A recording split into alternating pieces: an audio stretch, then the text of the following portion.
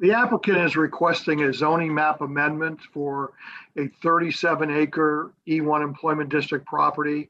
The code defines E1 employment district as locations providing for administrative, office, research, assembly, clean and light industrial uses that functions as employment centers in a variety of settings, including rural, suburban, and urban areas. They are requesting this be rezoned to MU3 Suburban Center. This district is intended for walkable commercial and mixed use areas on a large scale in a suburban setting. It offers design and land use alternatives for various retail uses and offices. And the district may include uses that function as a destination for a region, but is designed to function as a single walkable district for patrons. It may also be closely associated with adjacent mixed density residential neighborhoods and incorporate dwelling units into the district. So they're taking this, they're requesting it go from E1 to MU3. Now, recall that this is the second time they've been here. The original request was to change this to an R5 to build townhomes. We did not, that was pulled after a number of meetings. And one of the alternatives that we suggested was maybe they should look at MU3. And that's what this application is based on. So what they are recommending in their application was to build 180 residential units and about 32,000 square feet of commercial and office space.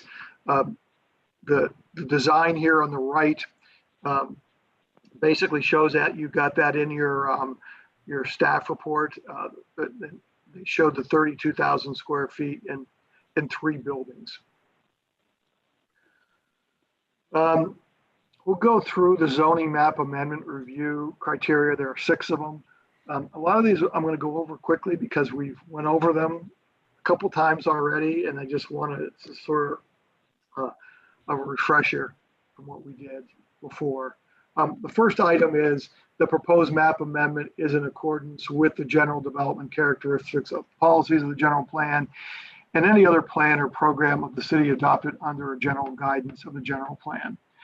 And if you recall, we talked about that this area, prior to having any utilities and being part of Northampton Township, was all residential prior to the 70s.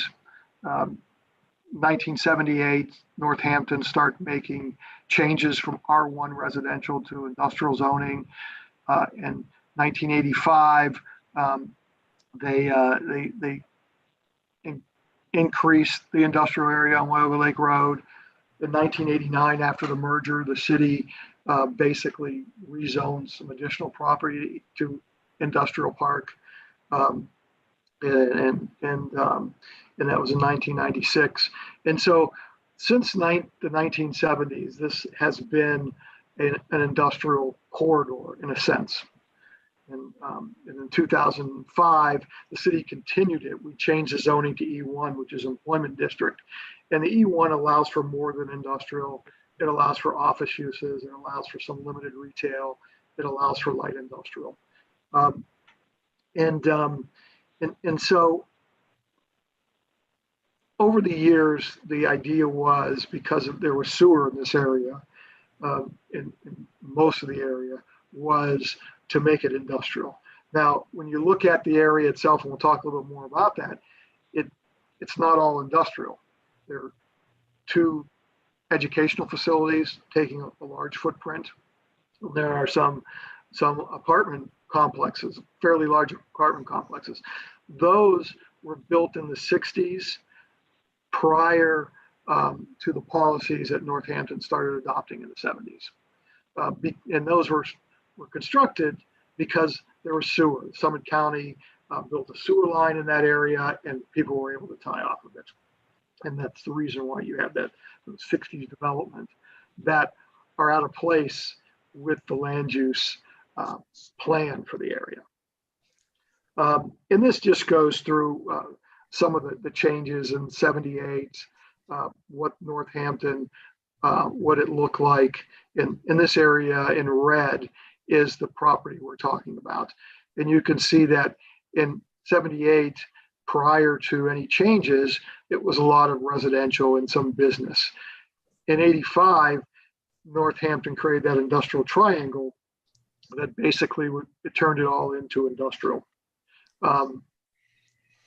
And then in the city then increased some of that industrial presence after the merger, by creating what we call IP Industrial Park, and then in 96 rezoning. Actually, there's two parcels on this site.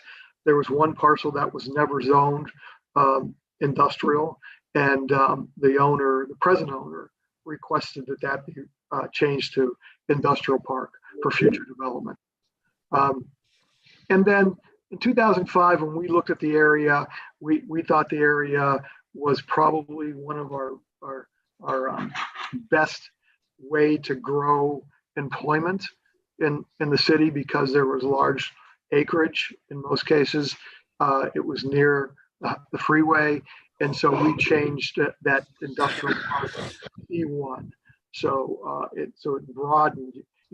You can do more than just industrial machine shops, things like that. You can now also have large office complexes and some service-oriented type businesses, and you can also have some limited retail.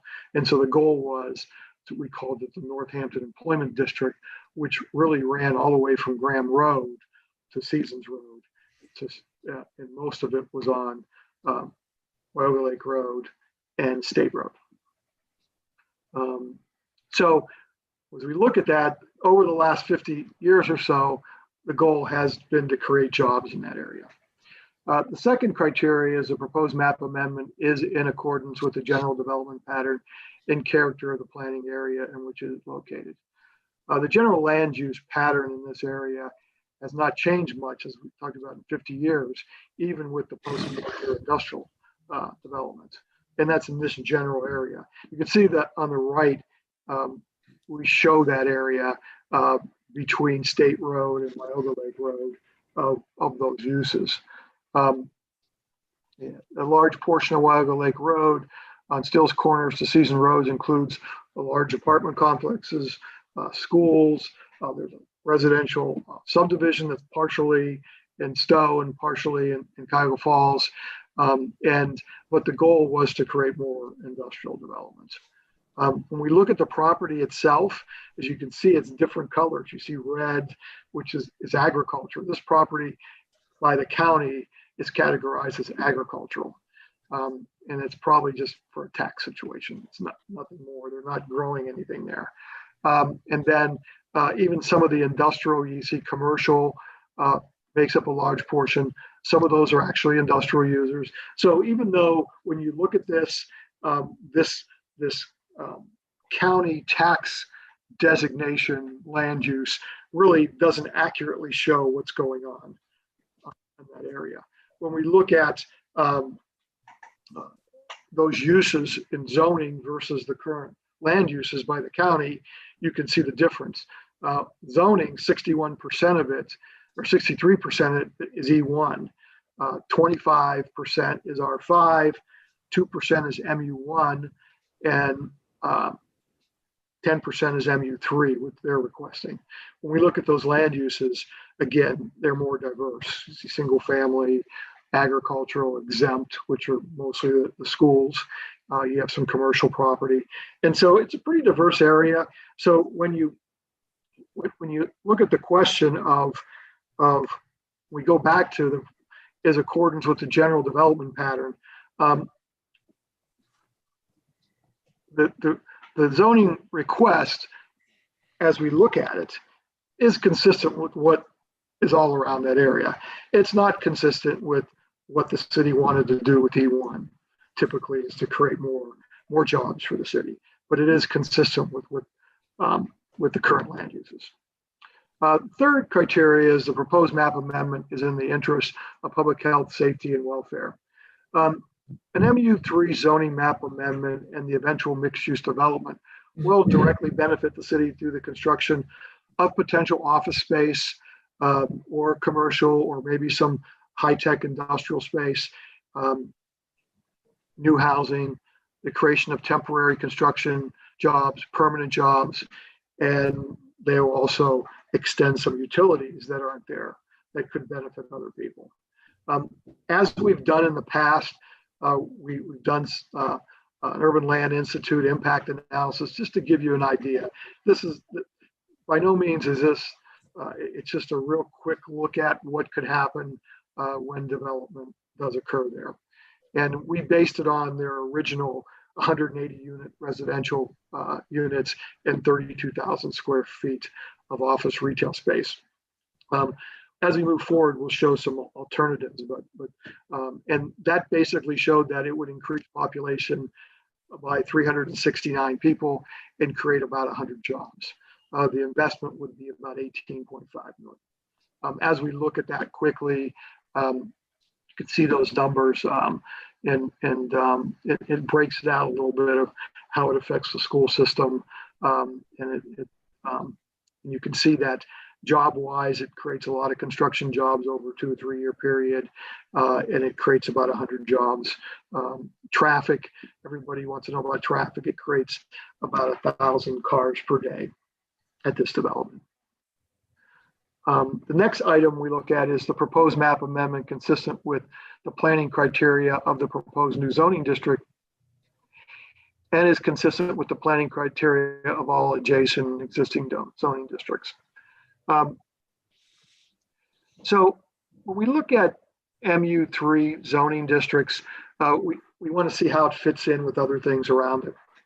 And so there are a number of things that we look at, and they should meet all these criteria or most of them.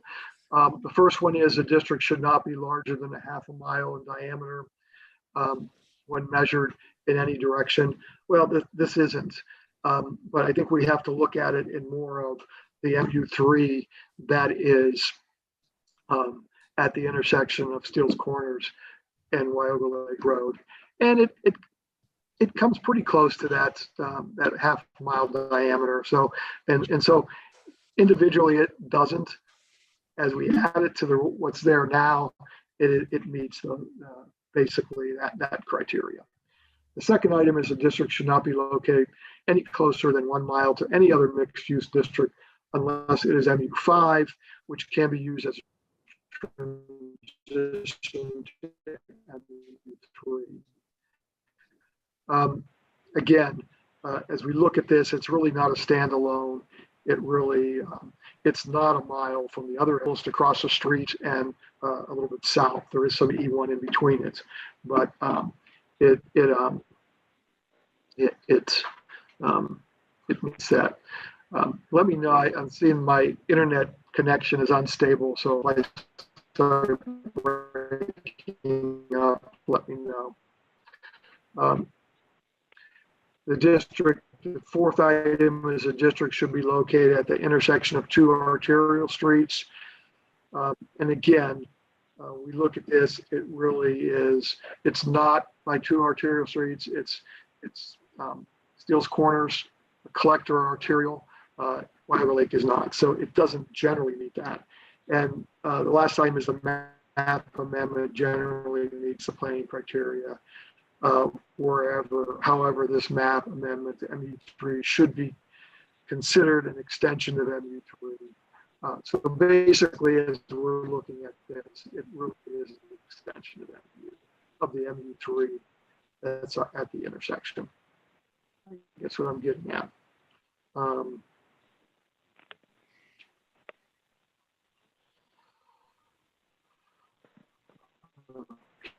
Okay, let's see here. My screen, I'm going to stop sharing for a second. All right.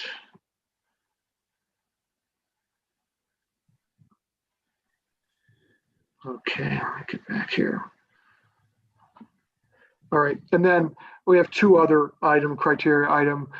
Do the plans submitted in association with the map amendment meet all standards of zoning, design regulations, and the proposed zoning district? And, if you look at the layout, it basically meets the standards. we usually don't look at it that closely, other than this is conceptually what they want to do. Conceptually, it meets those standards. The last item is the applicant in conformance with subdivision regulations. Again, that's something we'll have to work on. Do the streets meet the standards? How many parcels are there? Are those, since this will be an apartment complex, is that one parcel? And how we treat streets. They're talking about potentially doing private streets. We allow private streets, but remember, private streets have to meet public street standards. So those streets, that public realm or public area, what we've always done is to make it the best we can, because that public street may be there longer than the buildings, the private buildings. So we want those streets to be good. So at this point, we need to work on that with them, but generally it seems to me. So our findings, when we look at those criteria, the first criteria, the existing and former land use policies have favored industrial zoning for this area because of its general location and availability of utilities. 63% of the property on Wyoga Lake Road, industrial area is zoned E1, and 25 is zoned R5. R3 is like about 10%. Industrial and high density residential land uses are based on older land use strategy from the 60s. So you see all that other industrial space or residential space was there prior to any of those Northampton rezonings. And however, mixed use development would be consistent with the current MU mixed use center at the intersection of Wyoga Lake Road and Steele's Corners.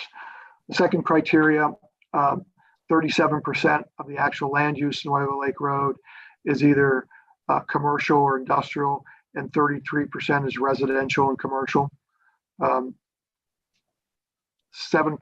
is classified as agricultural. In fact, this property, as we said earlier, is now shown as agricultural.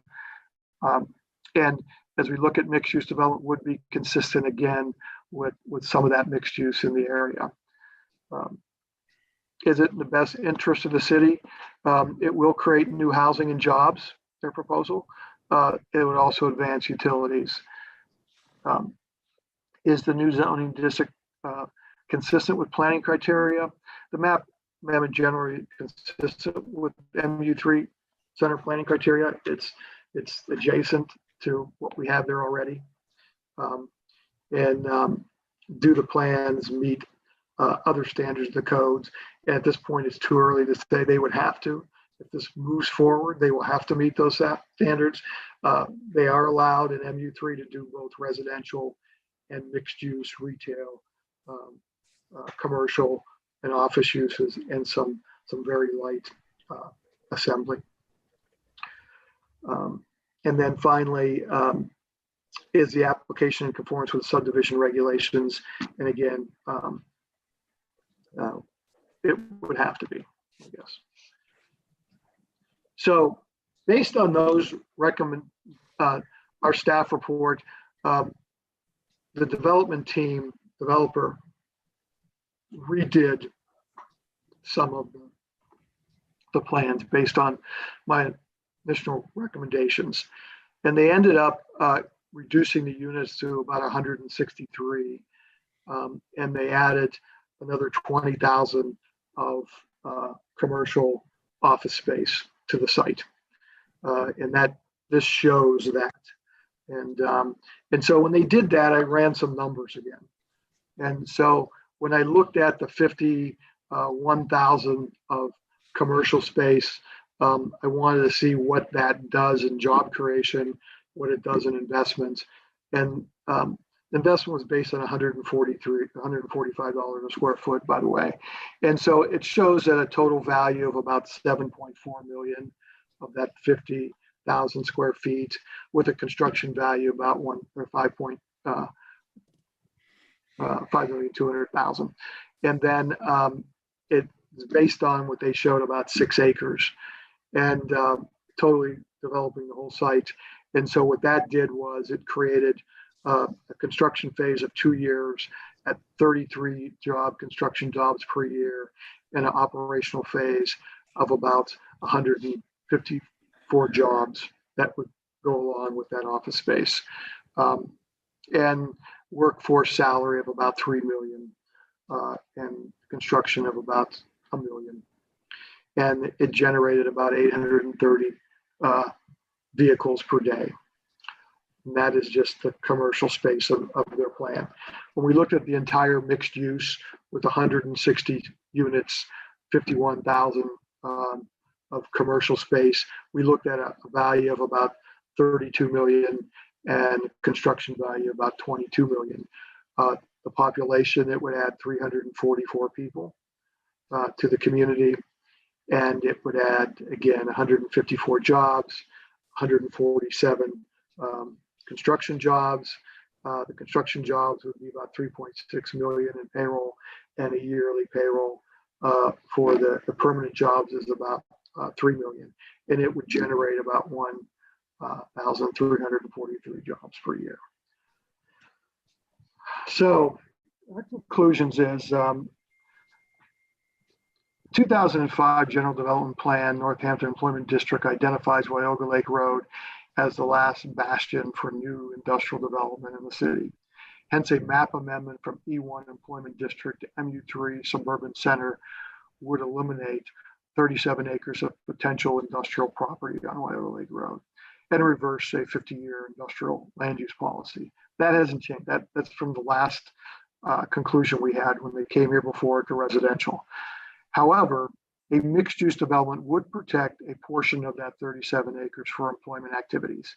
A mixed-use development could also create 150 full-time jobs and provide an overall investment of almost 22 million. Also, as I look at this, and this is my opinion, it's not anybody in the administration, is that I really believe that in order to make this project work, we have to have there has to be an ability, a financial ability to help create the jobs. And so when I look at this, and we've used tax increment financing in other areas, and I think this would qualify, is that we really should look at creating a tax increment finance district for this site, and that all of the property tax benefits that we would get if it's 50% for 10 years would go towards the development of the office and commercial space. And I really see this more as office, not commercial space. I also see potentially some startup type businesses that are maybe quasi-industrial that can go into the site. It's not really machine shops. It might be higher tech type businesses. And that in order to make this concept, this site plan work, that this TIF would play an integral role in doing that. And so as we look at, we have a $33 million of development potential. And if you were able to take the 50% of the property tax for 10 years, you'd be able to make this project successful. We know the residential will be successful, but we will have to make sure if we want to protect jobs, we want to create jobs on this site, this would be a way of doing it to make sure that money goes into the development of the commercial and office space.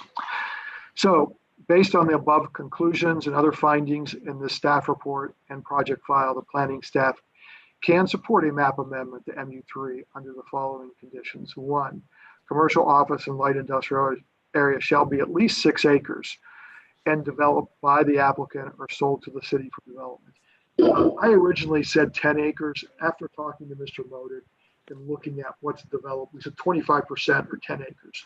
So we looked at the wetlands. It really wasn't 37 acres. It's more like 25 acres in development.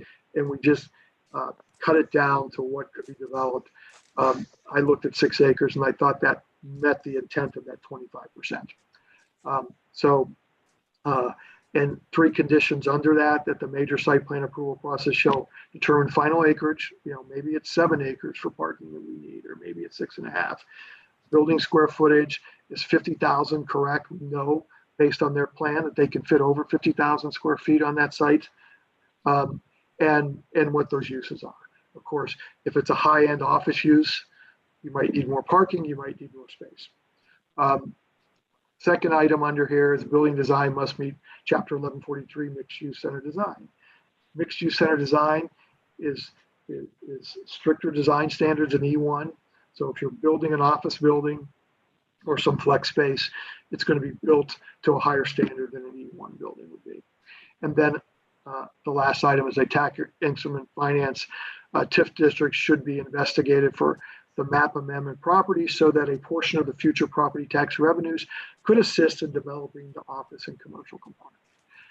Second item is residential units shall not exceed 160 units. I originally said 150 is max. After talking to Mr. Modick, and they're not sure. They drew it up based on 160. It could be less based on what goes in the commercial space, but it could not exceed 160. I was okay with versus 150, 160, as long as it made sense and they could fit it on the site. In that, there are three items under that. The final housing unit numbers will be determined during the subdivision approval process. It would have to go through subdivision. B, the site development must meet Title II land division and infrastructure requirements. And C, residential units must meet Chapter 1143 mixed use center design. So those are my recommendations. I put a sample motion together based on what I just said. That completes my report.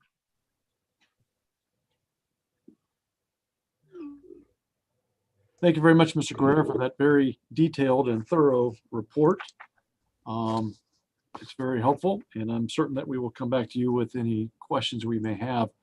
At this point in time, I'm going to open up the hearing to the applicant, and I believe that would be Mr. Modick and Mr. Karam, unless I have that incorrect. You're correct. Okay. I'll speak first. That's okay. Yes, and if you would again, as you are very familiar, please state your name and address for the record, please. Certainly. Greg Modick, 10474 Broadview Road, Broadview Heights, Ohio. Thank you for your time this evening. Honestly, the time in the past as well there too. Still stick to the analogy that I heard through our past meetings there, the idea of a square peg in a round hole. And I think I alluded to last time that I made it more of an oval peg going into a round hole last time around. And we've continued to work through this. I think last time around I was floating the idea of approximately 20,000 square feet. We're about 180 units, which dropped from the original 200 we had on there. In collaborating and working with Mr. Guerra, we were able to come up with a new layout here.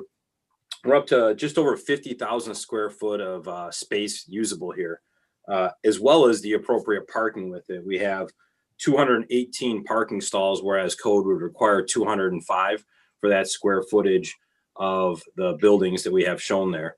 My big takeaways throughout the process there was, respect the plan, respect the process, put as much time into it as went into it previously. This is probably where we have now. We're at maybe the 6th or 8th or 12th, maybe even rendition of where we're at here, and taking into account all the feedback of this commission, Mr. Guerra, as well as a multitude of folks from the city that have provided him input that he's indirectly provided to us. So we're really excited about what we brought here. We think it really embraces what should be here. We argued and started with, hey, it should be residential, period. Statements were made that this is an island of zoning. It's kind of out on its own. It's unique. And recently, just I think about a year ago, MU3 was rezoned across the street. And, when we embraced it, I think that it's allowed us to get to that wonderful round peg, which I believe you have in front of you this evening. The commercial, I think, it provides an opportunity, a concept. I think with the end user, a plan can be refined. To Mr. Guerra's point, we kind of threw office in there. It could be some sort of light manufacturing or high tech or something along those lines. But one of the other comments were made is that this was always kind of floating out there because there was no catalyst to bring the utilities to it, to bring the investment to it, to bring the site to what it needed to be marketed. And I think the residential component of the mixed use is doing its job in creating the mechanism. It's creating sanitary to it, we're going to water to it, the grading of the site, stormwater management provided. And now someone can see and say, hey, instead of a pile of asphalt and mulch out there, I see what I can build. I see what I can put in here. And we have a unique opportunity to create the jobs for the city. I did want to point out with regards to what we're proposing there and the idea of the private roads, this is going to be a single ownership. It's going to be our company that would have ownership for this property to maintain this property. And with private roads, there's really no drain on the city services. We'll be responsible for trash removal, snow plowing, road maintenance, road replacement as well there. So I think this is a really a great opportunity for the city from an investment perspective on our end to invest in the community, but to not be a drain on their services and provide the job opportunities that were frequently discussed with regards to the site. With that, I'll leave it to the commission, to the public. If there's any questions you may have of myself or Mr. Karam, we would be glad to answer them at any time throughout this. And thank you again for your time and consideration. Thank you, Mr. Modick. That was very helpful. Appreciate that summary there. Mr. Karam, is there anything you'd like to add at this point in time? No, thank you, Chairman Rice. I think Greg covered it all right now. Sounds good. And I hope you don't mind to hang around in case we have any questions, which I suspect Yes. we might. Yeah, Okay. yes, correct. Thank you, Mr. Karam.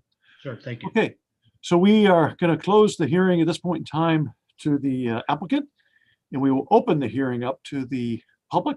And as I stated previously, the way the process will go via Zoom is if you would like to speak on this particular file, I would just ask if you please raise your hand in the participant box down at the bottom. I think I demonstrated that before, and I'm going to scour up and down to see if there's any hands that are raised. Anybody who is interested in speaking on this file, if you are interested, just click on that raise your hand button, and I will call on you, and our very efficient technical guru, John, will unmute you. And if you would just like to speak on this file, I would ask that you state your name and address for the record.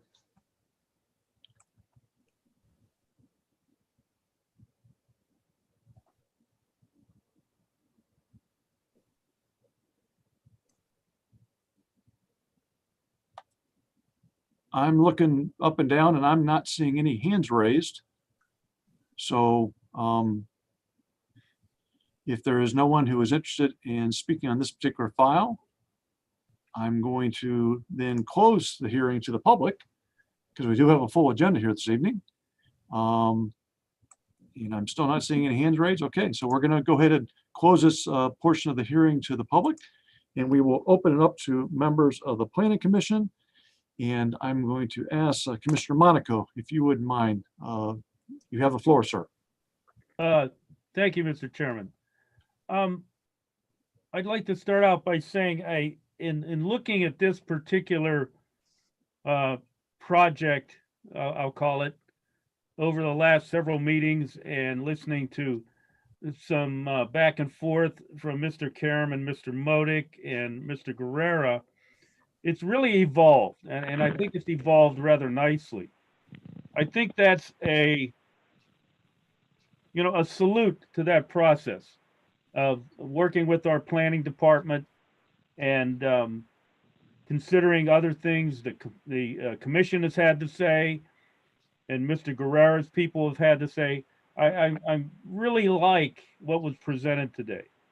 I had some concerns about taking an E1 and changing it to residential, and now you've put in, the residential will indeed help to fund the site for future development of office buildings and other commercial activities, which has happened when the city did some things down and made the Portage Crossing project happen. Now look at various things are developing down there, office buildings, other retail, other sites, because that's a successful area. And I think that's a good sound concept. I really think that can work. And maybe it's the only way it's going to work. So, and the presentation of perhaps presenting a TIF to help support the office portion and commercial portion, that's also realistic. The city of Cuyahoga Falls bought some old hotels in years past, got rid of them, renovated, cleaned the site up, and allowed proposals for new development. That's how these things happen. And I think Mr. Karam, Mr. Modick know that, and Mr. Guerrera knows that. The city needs some help in getting things to happen. And this is sort of a kick in the pants to help get that going. And if having residential, which is really not horribly out of place or anything, in order to get that to happen, bringing utilities and getting the site to present itself, I'm good with that. I think that's it was a good plan, Mr. Modick, Mr. Karam. So I find that I think what was presented is good, Mr. Chairman. That's all I have to say. Thank you very much, Commissioner Monaco. Commissioner Habel? Yeah, really concurrent to what Mr. Monaco is discussing. I think the idea of the commercial, certainly even as a placeholder, will sort itself out once the demand is there, and you can let that play out. And I think then that could certainly prove itself to be an advantage to the city. And I think the planning, from the previous meetings, from, as Greg said, the square peg to a round peg, I think it's gone in that direction, quite frankly. And I think it would be something that I would support. I have no really specific questions. We've looked at the general plot of this for a number of weeks. It's really just sort of the development of it with the additional of the commercial. Thank you. Thank you, Commissioner Habel. Commissioner Locascio? Well, I concur with Ed and Rob, and thank you, Mr. Karam and Mr. Modick, for going back to the drawing board again. I don't have any questions now, and I'm excited to see what can happen there. Thank you. Thank you, Commissioner Locascio.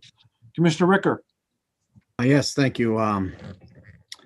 I feel that really a great compromise here has been made. Mr. Karam and Mr. Modick have more than went on and above to try to help accommodate what our overall objective is, I feel, with the city.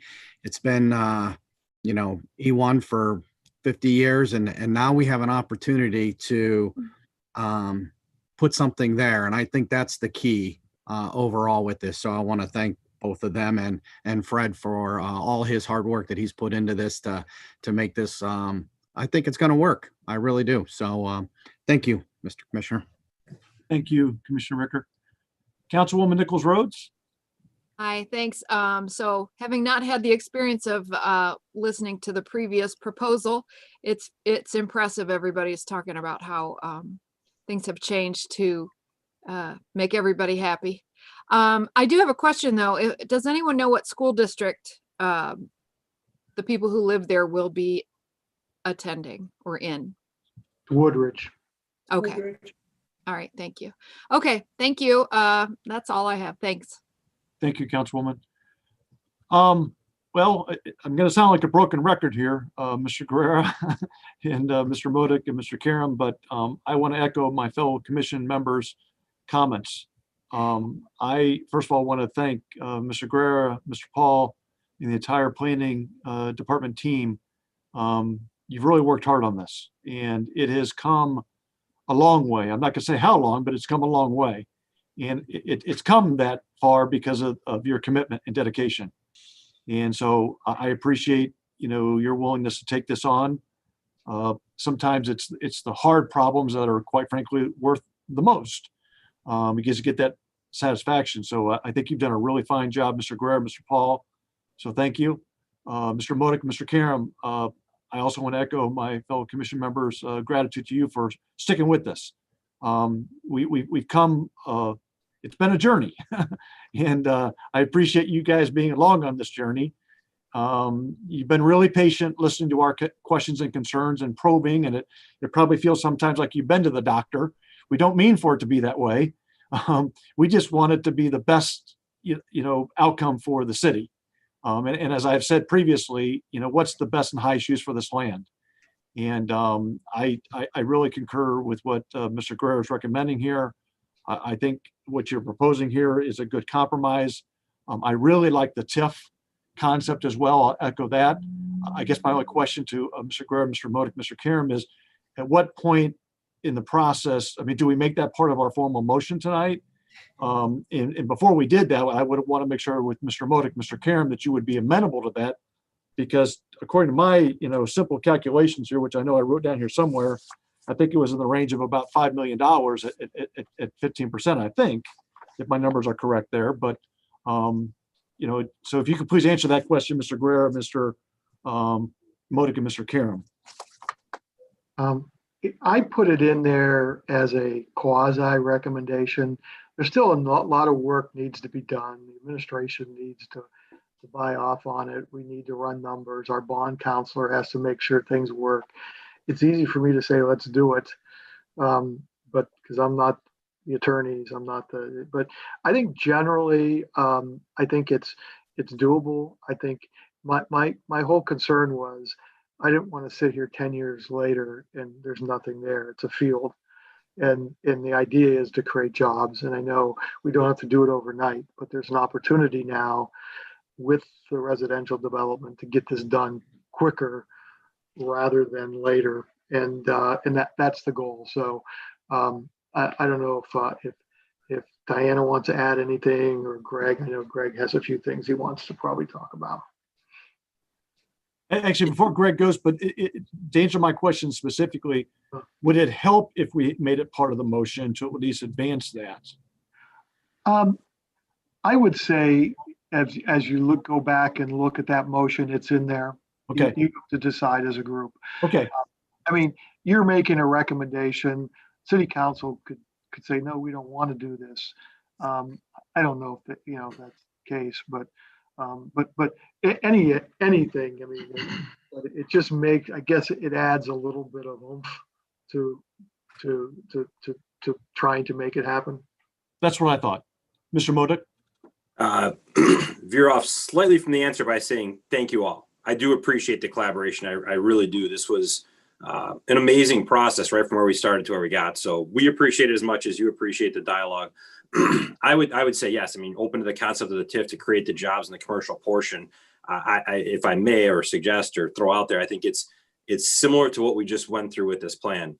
Let's take it to the next level, start the conversations, have the conversations.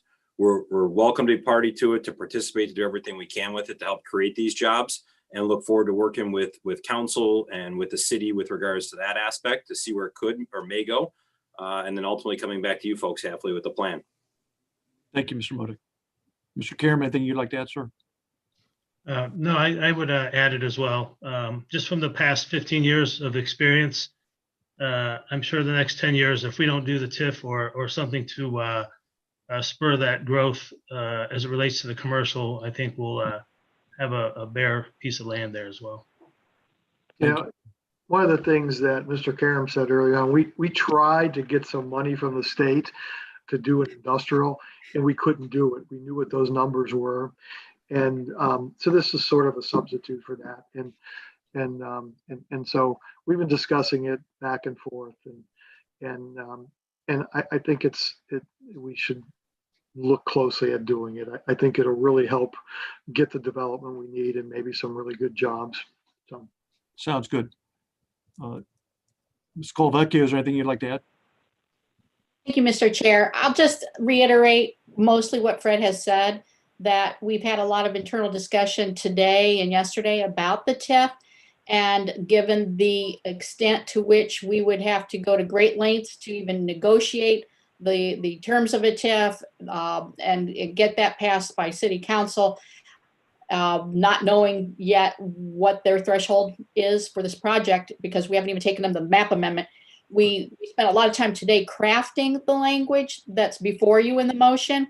We're comfortable with the way the motion reads because it is a suggestion and a recommendation, of course, not a mandate, but we're certainly going to get to the point in this project. We will sit down and definitely seriously consider and discuss the options here for that project. Okay. Well, thank you very much, because I appreciate that, because I know there's been other projects in which the city has utilized TIF to a very creative tool, and tools that I know other cities are not using. So I would strongly encourage us to continue to push that envelope, and I appreciate the work that's been done so far on that. If there's no further comments, I didn't mean to monopolize it on the planning commission side, so I apologize. I would be happy to entertain a motion on file number MAP-20-0048. So moved. Oh, actually, I can't make the motion of Commissioner Lacascio. Somebody have to make the motion. Okay, I make the motion as suggested by the department. And I can read it if you'd like me to. If you wouldn't mind reading it, and the only thing that because Lori's nodding her head there, the only thing that, and actually we would need why don't you go ahead and read the motion, then we'll have a second, then we'll have discussion. Okay. The Planning Commission finds that the proposed map amendment for parcels 35-00402 and 35-00517 from E1 Employment District to MU3 Suburban Center is appropriate for recommendation with the following stipulations. 1, commercial/office/light industrial area shall be at least 6 acres large and developed by the applicant or sold to the city. A, the major site plan approval process shall determine final acreage, building square footage, and use. B, building design must meet Chapter 1143 mixed use center design. C, a tax increment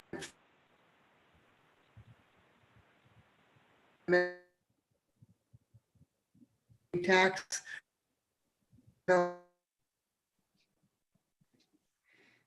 Actually, Commissioner Lacascio, for some reason you're getting muted. I am? Oh, Yes. Yes. now still? No, you're fine now. Okay, hold on. Oh. Okay. How's that? Okay. Yes. Item 2, residential units shall not exceed 160 units. A, final housing unit numbers will be determined during the subdivision approval process. B, site development must meet Title II land divisions and infrastructure requirements. C, residential units must meet Chapter 1143 mixed use center design. Was there a part that got totally muted out that I need to reread? 1C we did not hear, so maybe repeat that. In item 1, letter C, a tax increment finance, the TIF district should be investigated for the map amendment property so that a portion of future property tax revenues could assist in developing the office and commercial component. Is there a second to that motion? Second. Second. Okay. Is there any discussion on the motion? Hearing none? The TIF is in there, so, okay.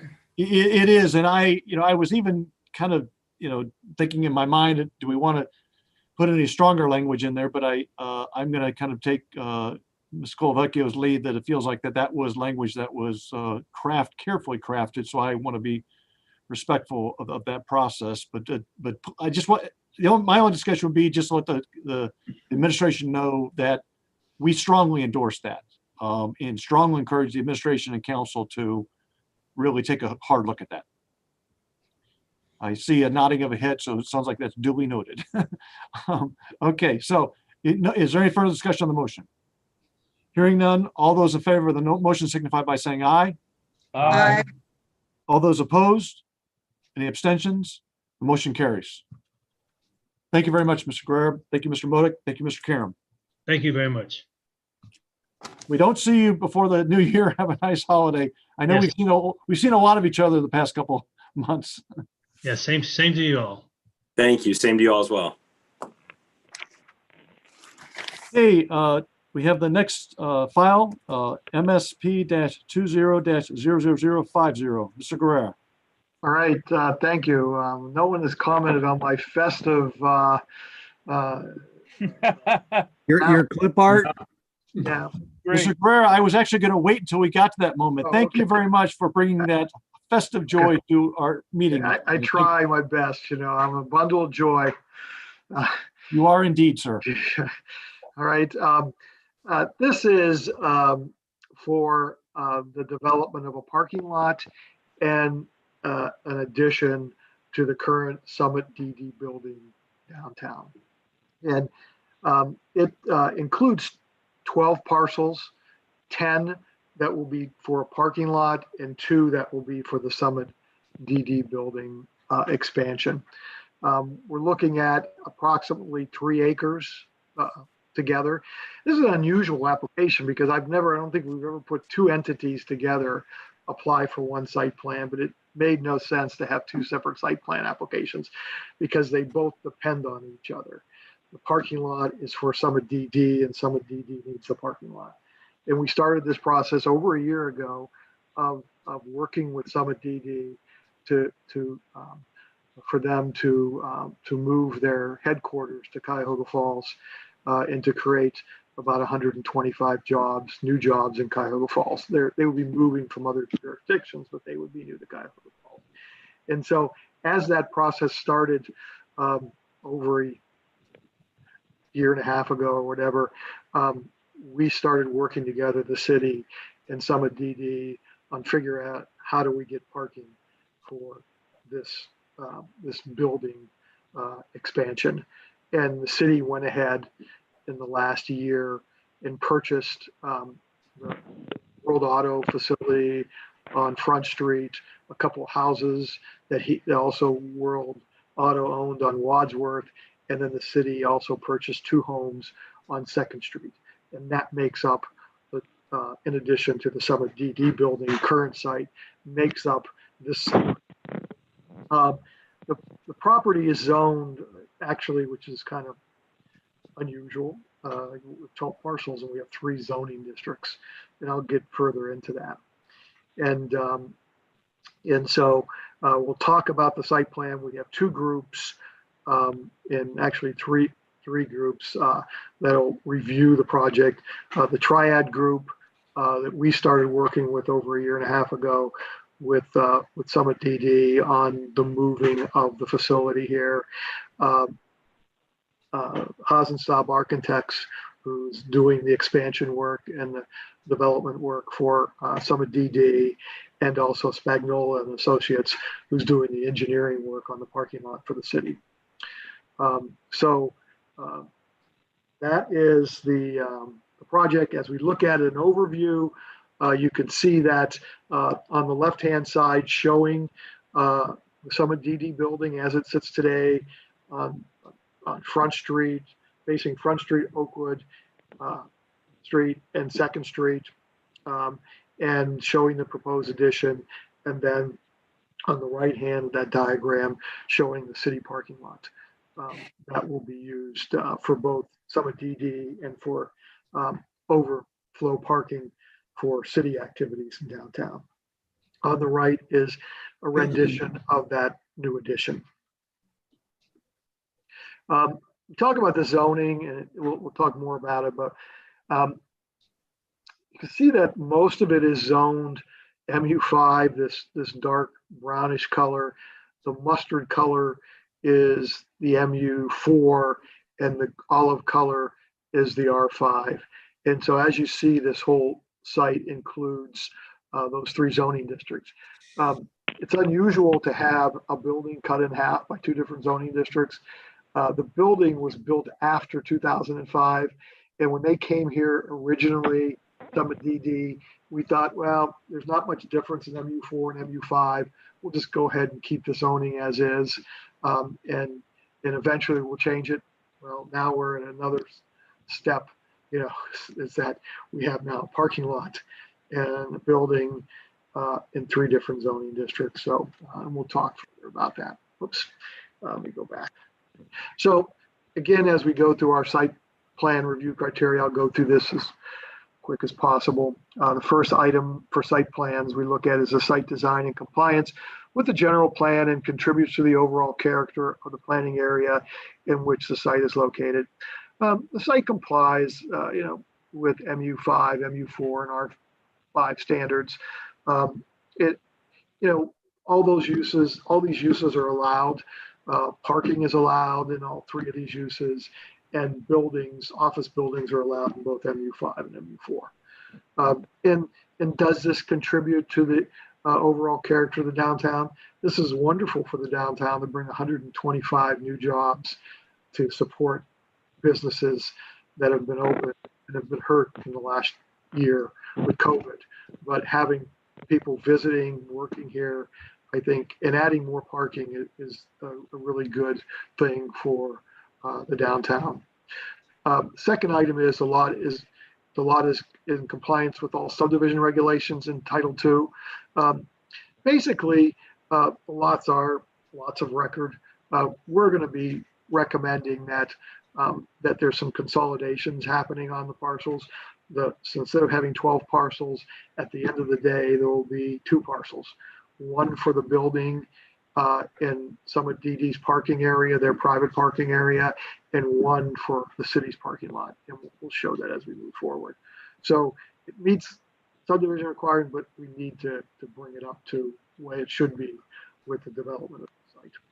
The third item is the proposed development is consistent with the intent and planning criteria of the zoning district. It will not adversely impact the intent and planning criteria of any adjacent zoning districts. The proposed office use in public parking lot, they're consistent with uses in MU4, MU5, and R5 zoning districts. The proposed building expansion and parking lot are allowed in zoning districts uses and will not adversely impact adjacent zoning districts and property through strict adherence through mixed use center design standards as described in Title IV building and site design. So basically what we're saying is that these are all allowed uses, and what protects adjacent residential uses is that you follow the regulations. You follow lighting, noise, screening, things like that. And this parking lot and the building does those things and makes them comply with surrounding areas. The next criteria is the site is designed in compliance with all regulation standards and guidelines of the applicable zoning district in Title III. So separating it into the parking lot and the Summit DD building. As we looked at the Summit DD building, our MU districts try to create 2-story buildings, either through a second story or through the height of the building. When the original Summit DD building was built, they had to live up to the MU4, MU5 standards, which is the building facade has to be at least 24 feet tall. When the new addition, when the architects, and they'll explain more about this, and they looked at it, they didn't want to keep the building, the new addition at 24. They wanted a little bit of an offset. And so this building addition is 20 feet. And so it doesn't, strictly by what the code says for MU4, it doesn't meet the 24 feet. The rest of the building does, but this does not. Also, the parking, if you took out our parking lot, they wouldn't meet any standards. When the original Summit DD building was built, it was a workshop and everybody was being bussed into the site. Potentially, there were still some people working there, but there was only a handful of people that needed parking. So the building was built on a site that didn't have enough parking if it was used for anything else. And that was our bad, because when we look at these things, we should always say, do you have enough parking? We were working with them and we felt comfortable at the time that this would always be a workshop. People are taking in the Summit DD programs when we bust in. And so we felt as a commission and city, it met those standards. Coming back, 12 years later, they want to reuse the building. It doesn't have enough parking. So as it sits today on their site and their additional parcel that they're going to have, they only have 22 parking spaces. And that's the reason why the city is building the 152 space parking lot beside it.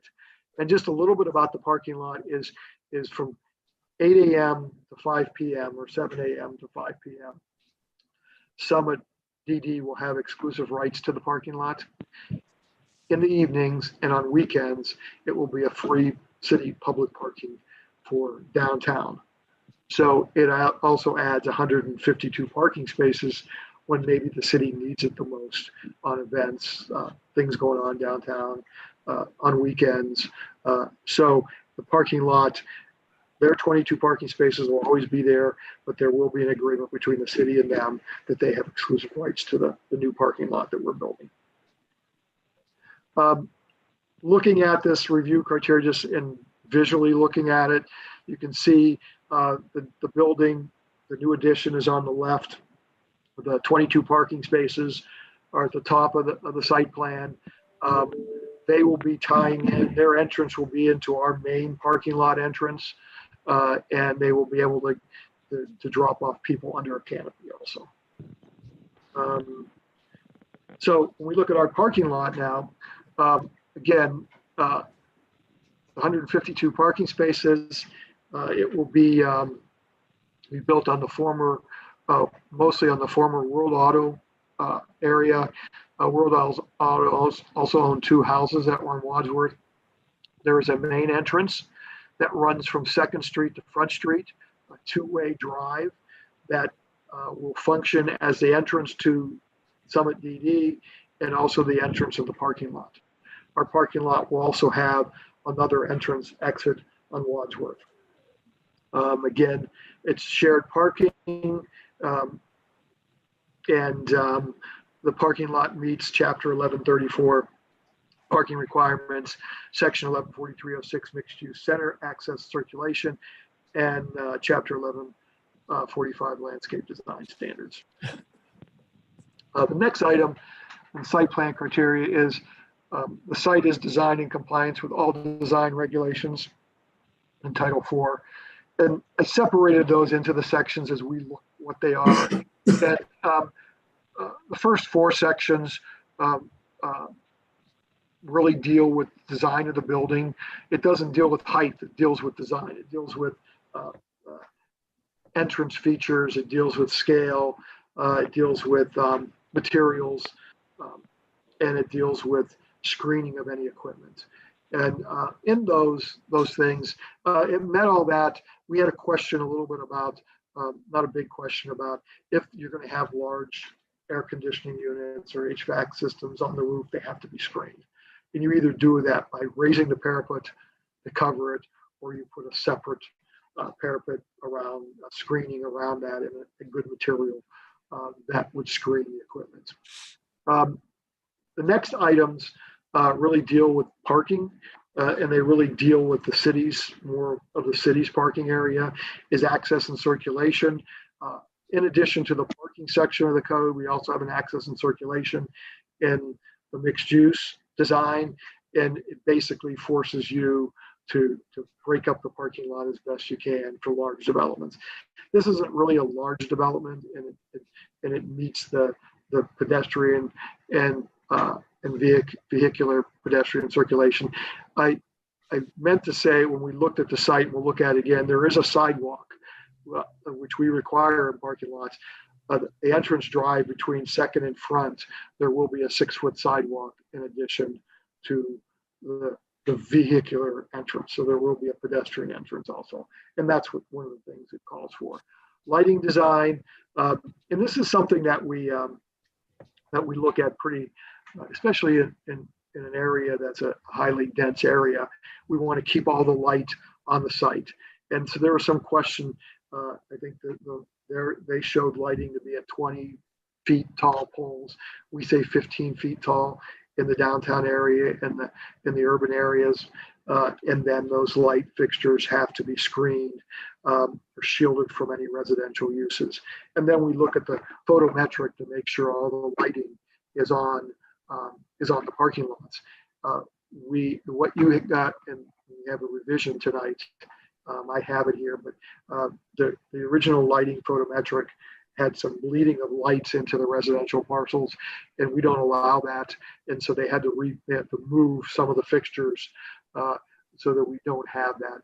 And the new photometrics is pretty much what we wanted. There's a little areas we have questions about, but the code requires you to keep your light, all the glare on the parking lot. The light has to go down. It can't glare into other properties. And if it needs to be screened or hooded, even though it's LED, you need to do that. And we'll be working with our architect on that, or our engineer on that, and theirs. I've already talked to their architects. Next thing is landscape design. We have 2 different landscape designs. They both look good. One of the things that's interesting that really looks good for the city is that they are doing what we call the mixed use piers. So there'll be a 6-foot solid vinyl fence all around the parking lot facing residential, and every 16 feet there'll be a brick pier. There's some already there with the Summit DD building, and so the parking lot will be screened with piers and vinyl, and also there will be landscaping and a aluminum wrought iron type fence at the street. So there'll be 6-foot screening of residential, and there'll be landscaping and a wrought iron type fence at the street and sidewalk. So we've gone beyond typically what the minimum. And so, so meets these standards. There's some tweaking we need to do, but generally, all right. So when we look at, and I'll let them review their landscaping. Suncrest Gardens did the landscaping for design for the Summit DD building, and it meets our standards, it exceeds the standards. I won't go into the individual plantings, but we will review this as it goes through the zoning certificate process to make sure it meets it. I think everything here it meets it. And I am unstable again here, so I might have to stop sharing and then reshare.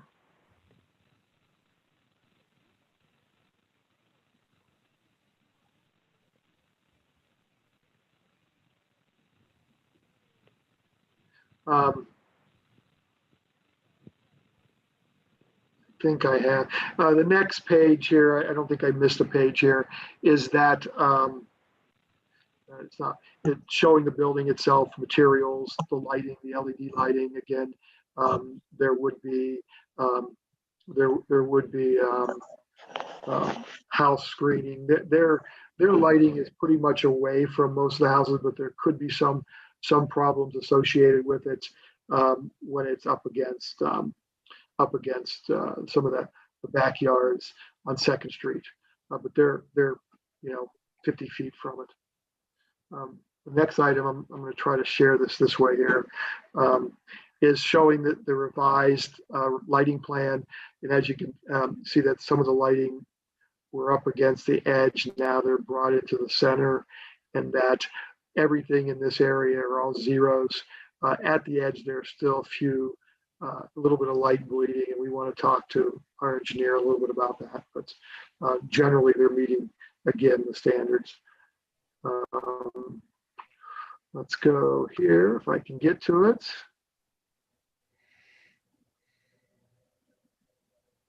Okay, it's just moving slowly. You can see our landscaping plan that we put together, both trees and shrubbery and fencing.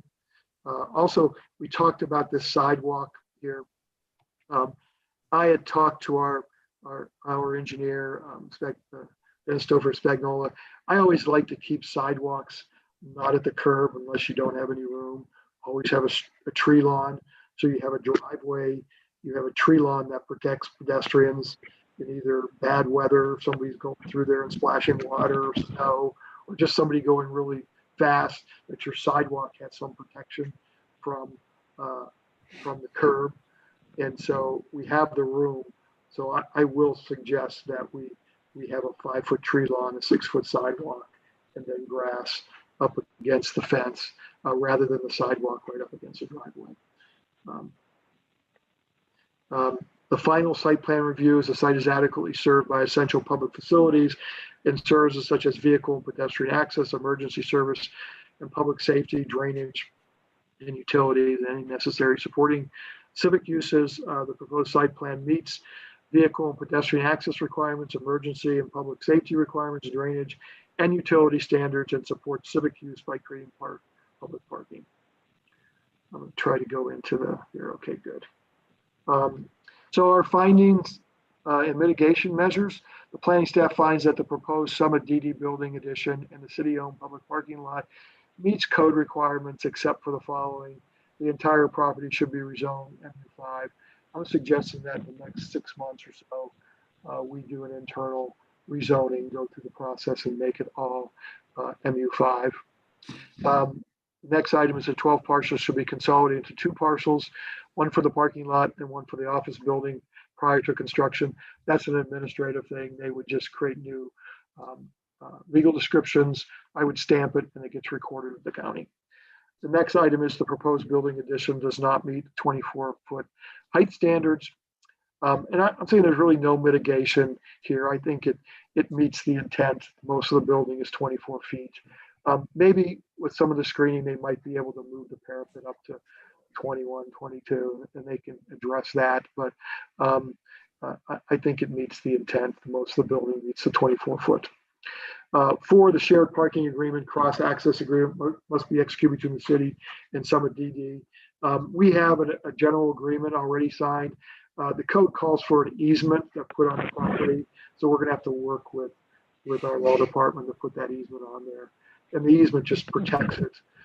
And usually it's for private ones, so somebody doesn't end up having 6 agreements, 6 different businesses for their parking. The easement makes it legal that there's an easement that Summit DD can use the parking certain days of the week. The number 5 is all roof and ground level equipment must be screened. So if it's on the ground or in the roof, it has to be screened, solid screening. 6, all parking lot lighting must meet lighting standards, section 114308. Landscaping must meet landscape standards, chapter 1145.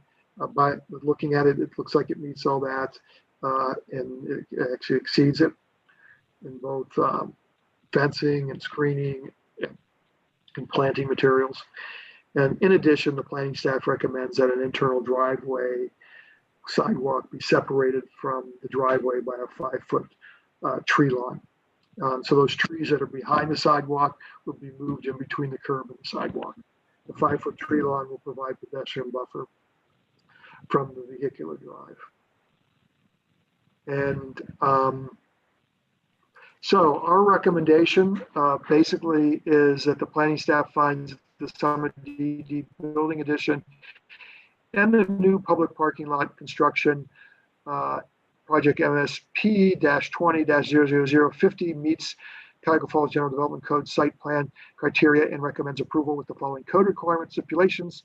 1, the site zoning shall be amended to MU5 within the next 6 months. 2, lot consolidation of the city parking lot and Summit DD lot must be completed prior to construction. 3, a shared parking agreement and cross-section access agreement must be executed between the city and Summit DD. 4, all HVAC and other exterior equipment must be screened. The roof parapet could be increased to screen roof equipment. 5, all parking lot lighting fixtures poles shall be no higher than 15 feet and lighting glare must be restricted to the property. 6, an internal driveway sidewalk shall be separated from the driveway by a 5-foot tree lawn. And 7, all landscape screening must meet chapter 1145 landscape design. And that completes my statement. And I will stop sharing at this point. Thank you very much, Mr. Guerra. Again, thank you for the very detailed presentation. I appreciate that. And I'm sure we'll have questions regarding this particular file. At this point in time, I'm going to close the hearing to the City of Cuyahoga Falls and open it to the applicant. And either we have representatives from the Summit County Development Disabilities Board or the Triad Group or Spagnolia and Associates. So would either of those representatives like to speak on behalf of the file? Well, Mr. Chair, I think I'll jump in first if that's appropriate. I'm John Trunk. I'm superintendent with the Summit County Board of Developmental Disabilities. And if you could again, please just state your name and address for the record, please. I'd be glad to. Sure. John Trunk, 3864 Map Drive, New Franklin. Thank you, sir. You are welcome. As I mentioned, I'm superintendent and have been superintendent of Summit DD now for 7 years. And would just like to open up some of our comments by saying we are really excited about this project. We have been in Cuyahoga Falls, as Fred mentioned, since officially in that building since about 2010, 2011. But we are a public agency that supports people with disabilities throughout Summit County.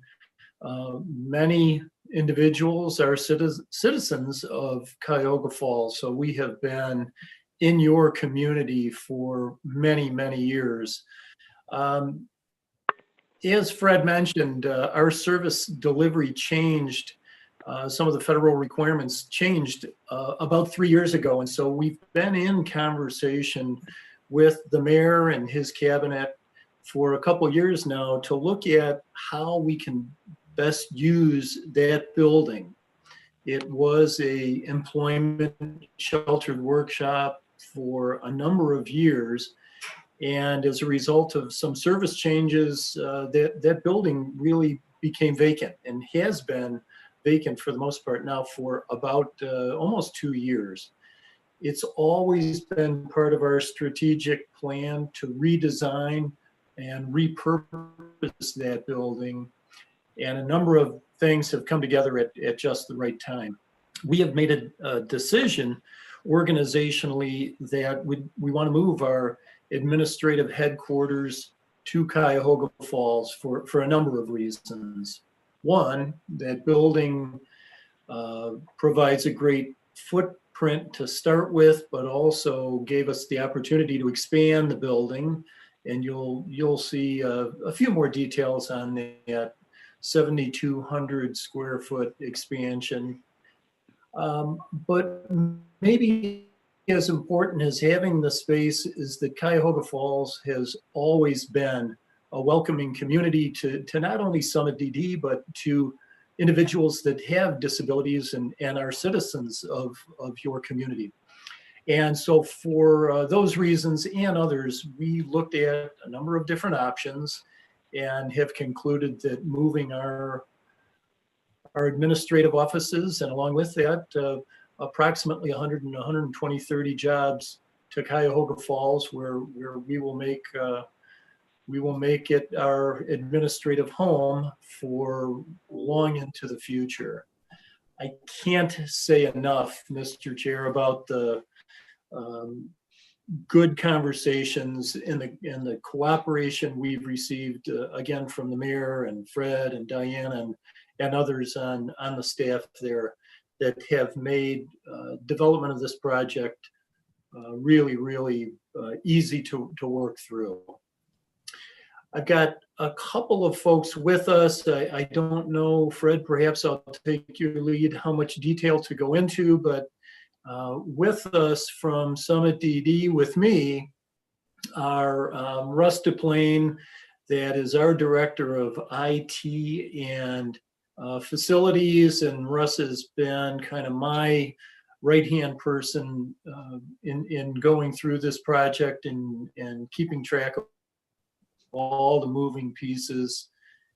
Terry Hansen from the Triad Group has been our consultant to help us make sure we dot all the I's and cross the T's. And Amador Gonzalez, one of the principal architects from Hassenstab, that's going to be managing the architectural and engineering side of things for us, is also present.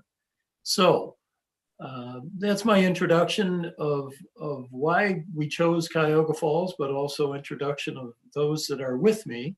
And I guess leave it there and ask how much detail you'd like to go into. And Fred, perhaps you can kind of guide things from here. Thank you, Mr. Trunk. We appreciate your brief introduction remarks, and Fred's given a very thorough presentation.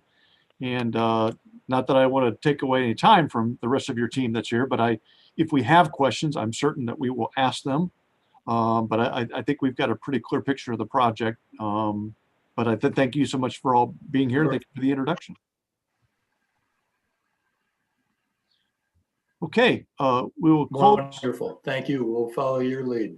Sounds good, Mr. Trunk. And it sounds like your connection there is a little spotty. So just to let you know that you're kind of fading in and out there. So, so we'll close this portion of the hearing to the applicant and open it up to the general public. And again, the same process follows as we've stated previously.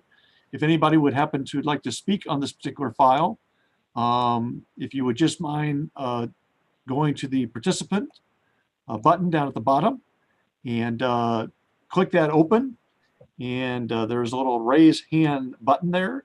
And if anybody would like, from the public would like to speak on this particular file, just click raise your hand and I will call on you. And our technology guru, John, will unmute you and you can speak on this particular file. And I am not seeing any hands raised. So it does not appear as if anybody from, oops, looks like Cheryl, okay, you're raising your hand the old fashioned way. That's perfectly fine, Cheryl.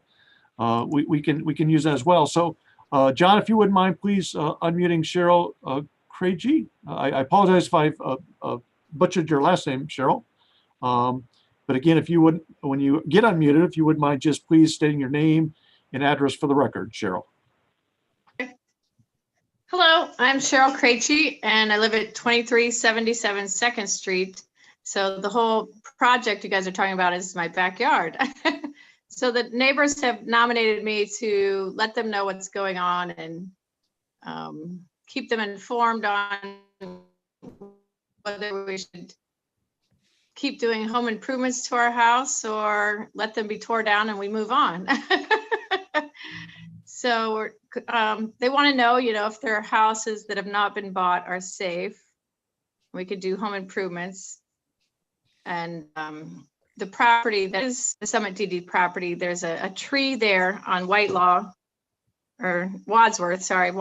that I was hoping that would be saved. It's just one parking spot that is a huge tree, beautiful tree that is it's on your property, but mostly in my yard. I'm not a tree hugger, but we're hugging that tree. So I don't know who would contact or talk to. I did talk to Diane about it before and Tim Gorbach, but I don't think he's in on this project anymore. I don't know. That's my input. Okay, thank you, Mrs. Craigie. I appreciate your comments there.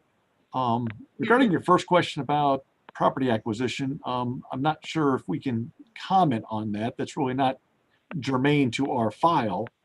Okay. I mean, I would, that's really the interest of Summit DD, and I certainly, because this is a public hearing, Right.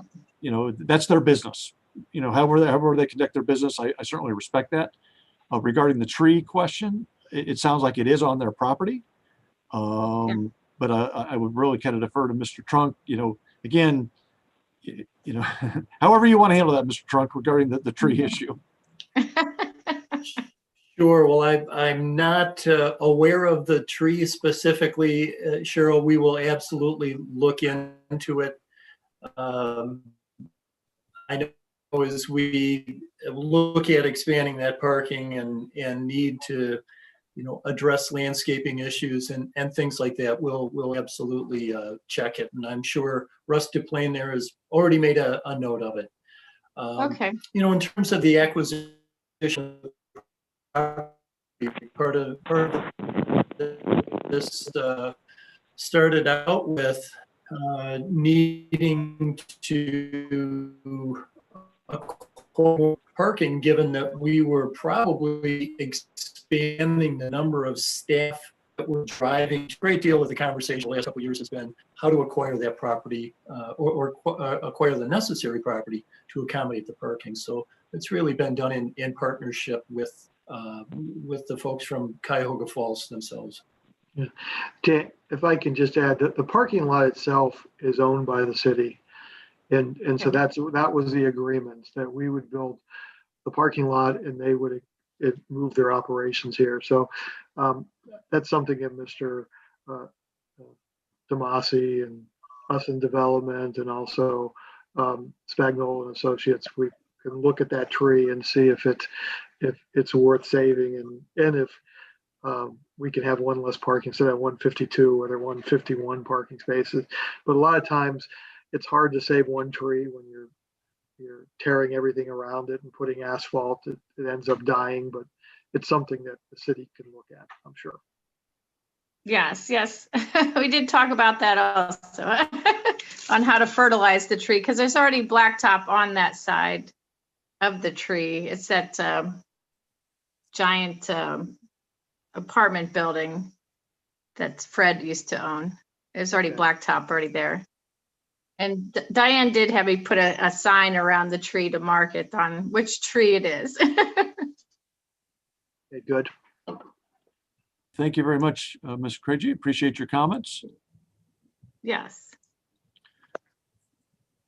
Are there any other members of the public who would like to speak at this time? I'm looking, I'm not seeing any hand raised, either electronically or otherwise. So seeing none, I'm going to close this portion of the hearing to the general public, and I'm going to open it to the members of the Planning Commission. And again, I would refer to Mr. Monaco, Commissioner Monaco. Thank you, Mr. Chairman. Yeah, I'd like to say I'm, really pretty pleased with this project. We have a building with this great agency, and it's being underutilized or not utilized, and this would allow that building to come to full utilization as an office building and bringing some more folks to Cuyahoga Falls in a working environment. And then the new parking lot, which the city would be able to use for its citizens after hours, which is when it's needed. Those of us who've experienced the downtown during events, it's needed. All the parking is needed. And so I think it's a great plan, well thought out. And we certainly want to do what needs to be done to keep, you all here, Mr. Trunk, because you've been a great agency and certainly welcome in our city. We really appreciate that you're making a big commitment to us for that. And I think, in my opinion, we should support it. Also, I want to comment that I think the landscaping that's been designed preliminarily here for that parking lot and even for your building, Mr. Trunk, is exceptional. That is a well landscaped parking lot. It's done extremely well, and great planting, and a real experts put it together. And I have to compliment the planners on that. I think it's great. As far as the lighting, etc., all that can be handled. The planning department will do a great job in making sure all those things happen. So I'm in favor of the project. I think it's a great idea, and so far it looks like it's being handled rather well. That's all I have, Mr. Chairman. Thank you very much, Commissioner Monaco. Commissioner Habel? Yes, I don't really have any specific questions. I think it's a very good project. I think the sort of the edge of that north end of the downtown street, if you will, having a more occupied building, and tenant there is going to be a real plus. I think that the design of the addition, the architecture of it, modernizes that corner, and I think it's going to be a nice image as you head north. Even as a pedestrian, it's going to be a nice anchor to that corner of the downtown as it's expanding, and I think it's a good project. I think the need for parking certainly is always prevalent for downtown, and the option for it to be utilized by others during off hours, as sort of a shared agreement is a great idea, and I would support this project. Thank you very much, Mr. Commissioner Habel. I really appreciate that. Commissioner Locascio.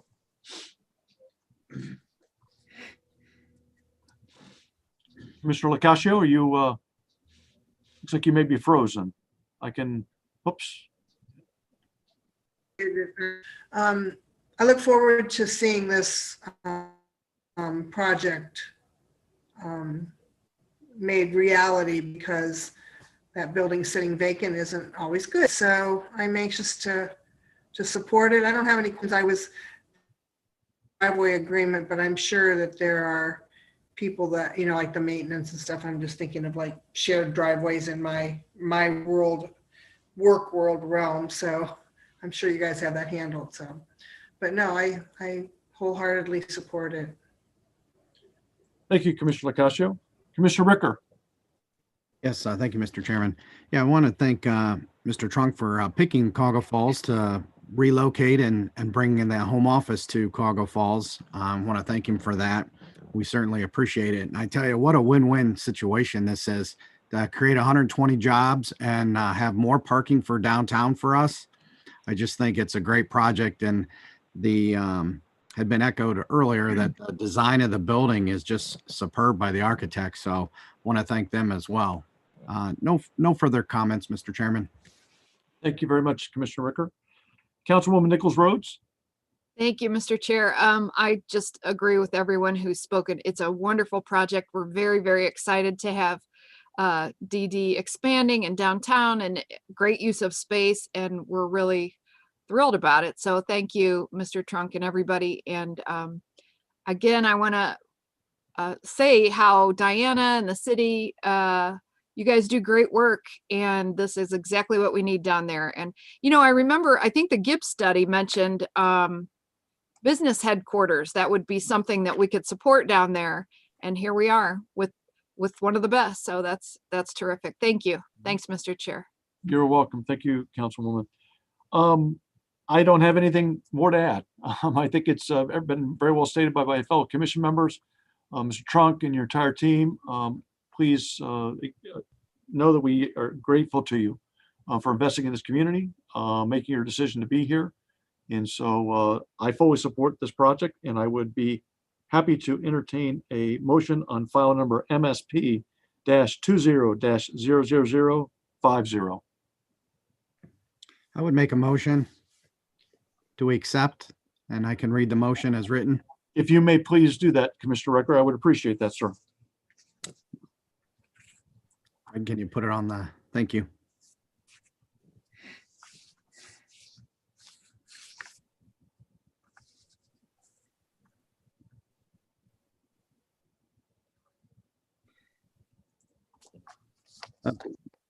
Recommendation for to accept.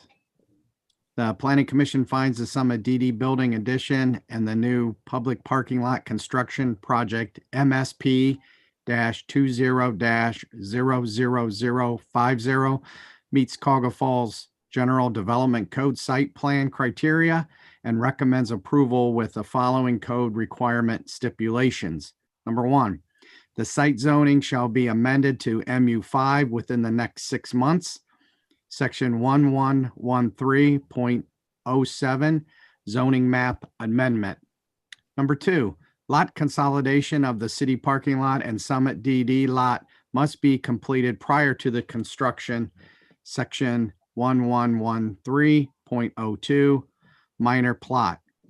Number three, a shared parking agreement / cross access easement must be executed between the city and Summit DD, section 1134.03 shared parking. Number four, all HVAC and other exterior equipment must be screened. Section 1143.05 service areas, comma, equipment and service bays. The roof parapet could be increased to screen roof equipment.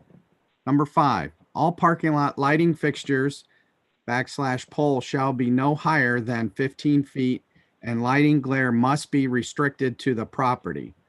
Section 1143.08 lighting design standards. Number six, the interval driveway sidewalk shall be separated from the driveway by a 5-foot tree lawn. Number seven, landscaping must meet landscape standards, chapter 1145, landscape design. End of motion. Do we have a second on that motion? Second, Mr. Chairman. So we have a motion and a second. Is there any discussion on the motion? Hearing none, all those in favor of the motion signify by saying aye. Aye. Aye. All those opposed? Any abstentions? The motion passes. Thank you very much, Mr. Trunk and your entire team. And we look forward to your development here in the state of Cauga Falls. And best wishes to you and your family for the holiday season, and stay safe. Thank you. Same to you. Okay, the last major file on our agenda, we do have two other minutes, is file number MSP-20-0051. And it's a major site plan, 1113.10. And Mr. Paul, you're up, sir. Good evening, everyone. Thank you for the time tonight. My name is Adam Paul. I'm the senior planner for the city. I'm going to go ahead and share my screen now so that we can get through this. I thought about asking Fred to do it so he could get the hat trick, but my name is on it, so I think we'll proceed. Again, this project location, the principal parcel, although that may be incorrect on this one, so please ignore that, but it is at 1625 Portage Trail, what used to be the round building. Mr. Test is with us this evening here and can help speak to some of the history if there are questions on that or how we got to this stage. But the zoning district is MU4 suburban corridor. The project acreage was submitted at 1.1059. I'll show you in just a moment our zoning map that shows you these parcels that are in question. They were read earlier this evening by Mr. Monaco into the agenda. And so that's the site we're talking about. I'm sure you're all familiar with it. Here's a look at the zoning map from the first page of your staff report. And this again just shows you everything outlined in red here is the project area that's under consideration in this application. This is, no matter how we term it, and we'll talk about that a little bit in terms of it either being a general office, neighborhood office, or medical clinic, they're all allowed uses in this MU4 mixed use corridor district. And so the major site plan is here based on the size of the building. Table 1 summarizes the adjacent land uses here. Behind it, we've got the ball fields at Bullock Middle School. Next to it would be the new fire station. And then opposite of that, going further, I guess, up or west on Portage Trail would be another Mr. Testa's recent developments was the touch-free laser wash. And so that site's now developed and that's depicted on this image here as submitted from the applicant, Capital Architects Studios from Uniontown. And so this gives you a general overview of what the intended site layout is. We did have preliminary discussions with them.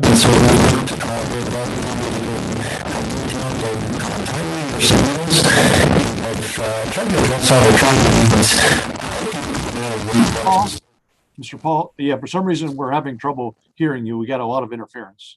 Okay. I've had the same this evening here in terms of what I've heard, so Okay, come on, please. You're loud and clear now, sir. Okay. Okay. I'm not sure where we left that off, but we've had a good rapport with the applicant and they've worked to meet the details of the code. We had a pre-application meeting and you can see the site layout next to what's currently developed with the car wash to the west here. As we do with all these projects, they're routed to various departments for review and consideration. We had one comment returned from our fire department that Knox brand key box, if any type of alarm or sprinkler system will be present. I was questioning that no additional departmental comments were received. They have been reviewed by other departments, including, of course, the engineering department, water, and sewer. And so as we jump to the criteria here, the site plan is designed in compliance with the general plan. Now, this development does comply with the general plan standards by contributing to economic expansion along Portage Trail, which is something that's called for in the city's long-range planning documents, that being the general plan and the State Road Portage Trail Planning District specifically. 2, the lot is in compliance with all subdivision regulations. It's served by existing infrastructure and utility access. The city engineer will be reviewing for compliance with the recently updated stormwater management and mitigation standards, and detailed construction drawings will be routed for review and approval by all pertinent departments. Number 3, The proposed development is consistent with the intent and planning criteria of the zoning district and will not adversely impact the intent and planning criteria of any adjacent zoning district. The proposed development is consistent with the intent and planning criteria, as I mentioned, of the MU4 district. All are allowed uses.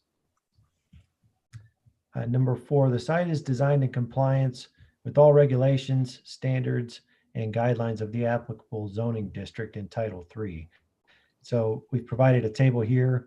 This is pulled straight from our code that just deals with the specifics of things such as the lot size in terms of area, width, and depth, and the amount of coverage submitted to be developed on this site, meeting minimum setbacks in terms of distances from property lines to structures and other site features, and the building footprints and height, and all are compliant as detailed here. Number 5, the site is designed in compliance with all design regulations in Title IV. We provided another table here, and generally, again, the proposed site would be compliant with this section of code, and this is our mixed use design standards. So material standards, massing and scale, all the things that will be reviewed and critiqued against the code for how to develop new structures in the mixed use zoning districts. The general base body and crown design is compliant through differentiation of materials and the proposed percentages of each. And hopefully you received the elevations and full plans that were submitted with the packet. Massing and scale, the building is offset at various intervals as required to break up some of that building facade and with the different materials as noted. Clarification should be made, and this was something that we just heard as well, that all rooftop equipment will be properly concealed. We'd need to see that on the flatter portion at the back of the building. And the principal roof pitch provided meets the minimum requirement as well. The facade materials, elevations show a split face block base. The prevailing exterior of the building, making up the majority of its body, is brick, and the crown consists of ice banding capped by a shingled roof. And then in terms of the mixed use requirement for a service area, which is part of what we would consider our dumpster enclosures, that is located to the rear of the building and in a discrete area. Continuing with the design requirements, the application states the new site will use the existing curb cuts for vehicular ingress and egress on Portage Trail. The parking and design, and this is one particular area where not all the details were specifically code compliant. The project as proposed is not technically compliant with each element. The site proposed front area parking on a street with pedestrian enhancements and does not provide a dedicated pedestrian access on site for parking areas of over 40 spaces. Additionally, the site calls out 71 parking spaces exceeding maximum parking standards for the office uses, which is based on a number per 1,000 square feet. And we can talk a little bit more about that if you do have questions. 1143.08 lighting design. The photometric plan is compliant with the light distribution requirement. There was some spill onto Portage Trail, but presumably they want a well lit and safe lot, and it's not an issue at that area of major thoroughfare. The maximum light mount height is 25 feet. That's required to be met. It might have been an oversight on my part in review of the detail provided for lighting, but what I saw said that they range, the supports do in heights of 10 to 40 feet, but that's an easy thing for us to work out. And then finally on to the landscaping. A landscaping plan short of the minimum requirements was provided. That's primarily due to the fact that there was no buffering provided around it. They don't have a residential use, but there is a residential district to their rear. So there are no transition areas shown. Additionally, no additional landscaping to mitigate exceeding the maximum parking standards was provided. That's one thing we typically see as a way to account for the overage. Our code has a formula for that. If you exceed more than 10% of the parking spaces required for your use. So number 6, into our review criteria, the site is adequately served by essential public facilities and services, which it is. And on to our findings of fact summary. Number one, the proposed development meets State Road Portage Trail Planning Area guidelines and goals. Number two, the proposed development meets the minimum standards set forth in Table 1132-6 MU4 lot and building standards.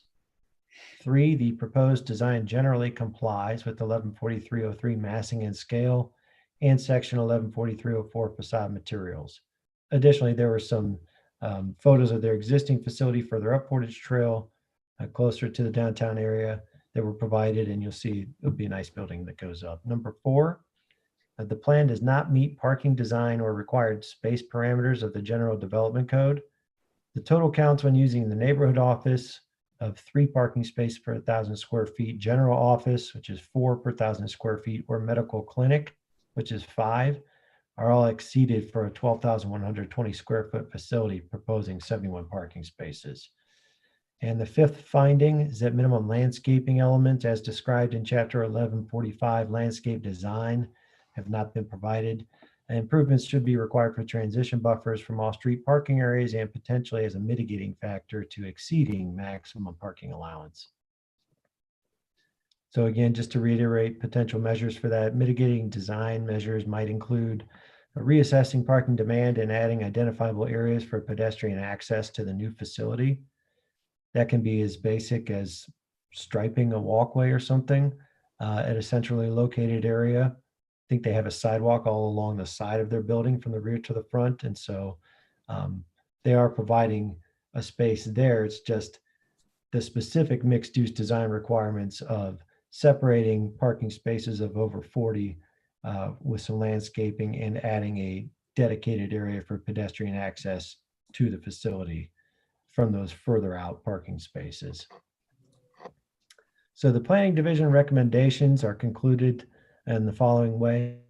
The new medical office and physical therapy facility at parcel numbers 02-12401, 02-12402, 02-12403, and 02-12404 on Portage Trail as proposed in project file MSP-20-00051 generally complies with the requirements of section 1113.11 major site plan standards and chapter 1143 mixed use design standards. Planning staff recommends approval with the following additional stipulations. Number one, that the developer work with planning staff on improvements to meeting minimum standards for pedestrian oriented and landscaping requirements as described in this report prior to permitting. Number two, that a refundable cash landscape site completion bond payable to the city of no less than 50% of the cost of quantities and installations specified in the plan be provided prior to permitting. The bond is held for 1 year from installation to ensure a full healthy growing season has been achieved before release. That's a standard item for any development. And number three, that the developer obtain in writing from the city engineer that disturbed area has been confirmed not to meet or exceed 1 acre of total area in determining stormwater management for the site. Again, the city engineer has been in receipt of these plans. They've had an opportunity to review them. They didn't comment any further. They're using an engineer who's experienced in working with the city and meeting these standards. And the percentages they provided fall under 1 acre. I just wanted to reaffirm that because it's a tight site and is basically looks to be nearly fully built out. So those are my recommendations. I can stop sharing our screen here and get it back to you for any questions you might have. Thank you very much, Mr. Paul, for that very detailed and thorough report. I really appreciate that. So we will, at this point in time, close the hearing to the City of Cuyahoga Falls, knowing that we will most likely have some questions for you, sir. So thank you. At this time, we will also open up the hearing to the applicant, and I believe we have Mr. Testa here this evening. It's good to see you, Mr. Testa. Yes, how are you, Dan, and all of you in the commission? I know it's 8 o'clock, so I'm not going to speak long. No worries. If you wouldn't mind, Mr. Testa, just maybe stating your name and address for the record, sir. Paul J. Testa, 2335 2nd Street, Cuyahoga Falls, across from City Hall. Thank you, sir. So I just want to make it very clear, when I bought this building in 2016, the intent was to save the building. I love the round building. It was a landmark, and if you Google round buildings, you'll get that the first one up in Cuyahoga Falls. The problem with the building is that you couldn't remodel inside much because it was all structural tied together. It didn't have the height, floor to ceiling heights we need now for medical. And I had Crystal Clinic in mind from day one because we've remodeled and added on to their existing building down the street at 437 Portage Trail.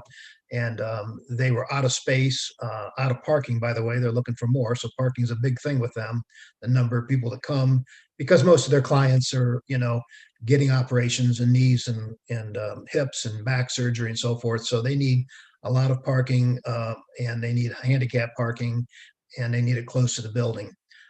So we ultimately made the tough decision to demolish the building. Some people thanked me for it. Some people, weren't happy with me for it, but nevertheless, we're going from medical to medical.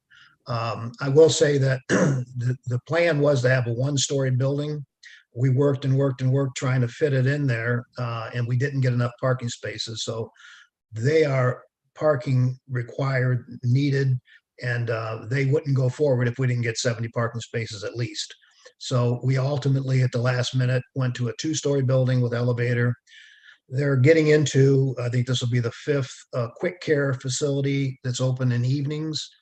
And since we have an elevator now in the building, we were able to tighten the building up and add more parking. So Mr. Dickey will talk about that a little bit, the architect, but I just want you to know that we've worked real hard to fit this in here and keep them here. They'll have payroll in the beginning of about $900,000 and ultimately ramp up when the quick care opens up to about $1.5 million a year. That's good for Cuyahoga Falls. So we don't want to lose them. And we've tried to design this building, tying it into their existing building down the street, again on Portage Trail. So at that, I'm going to stop and let Jared talk to the plans and so forth. Thank you very much, Mr. Testa. Mr. Dickey, anything you would like to add, sir? And again, if you wouldn't mind just stating your name and address for the record.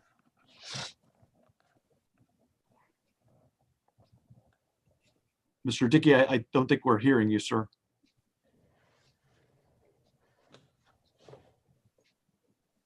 Yeah, we're still not hearing you, sir.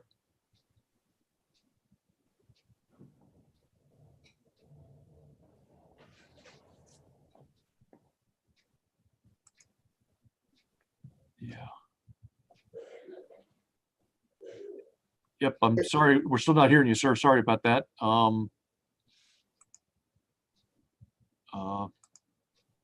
Anything you can certainly, well, I don't want to encourage the chat because not everybody can see the chat. So, Are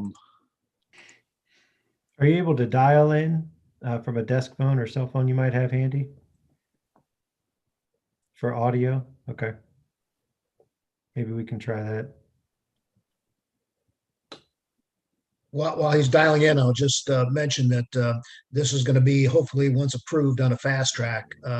They've closed their PT space at the existing location. They're actually in the process of remodeling that now to add more office space. And I know there's plans being drawn up as we speak to add more parking space there. Once that's approved, hopefully they'll be able to expand their parking there because they're continually growing their operation. So we hope to break ground on this in February or March, depending on, the approval process and closing the financial gap.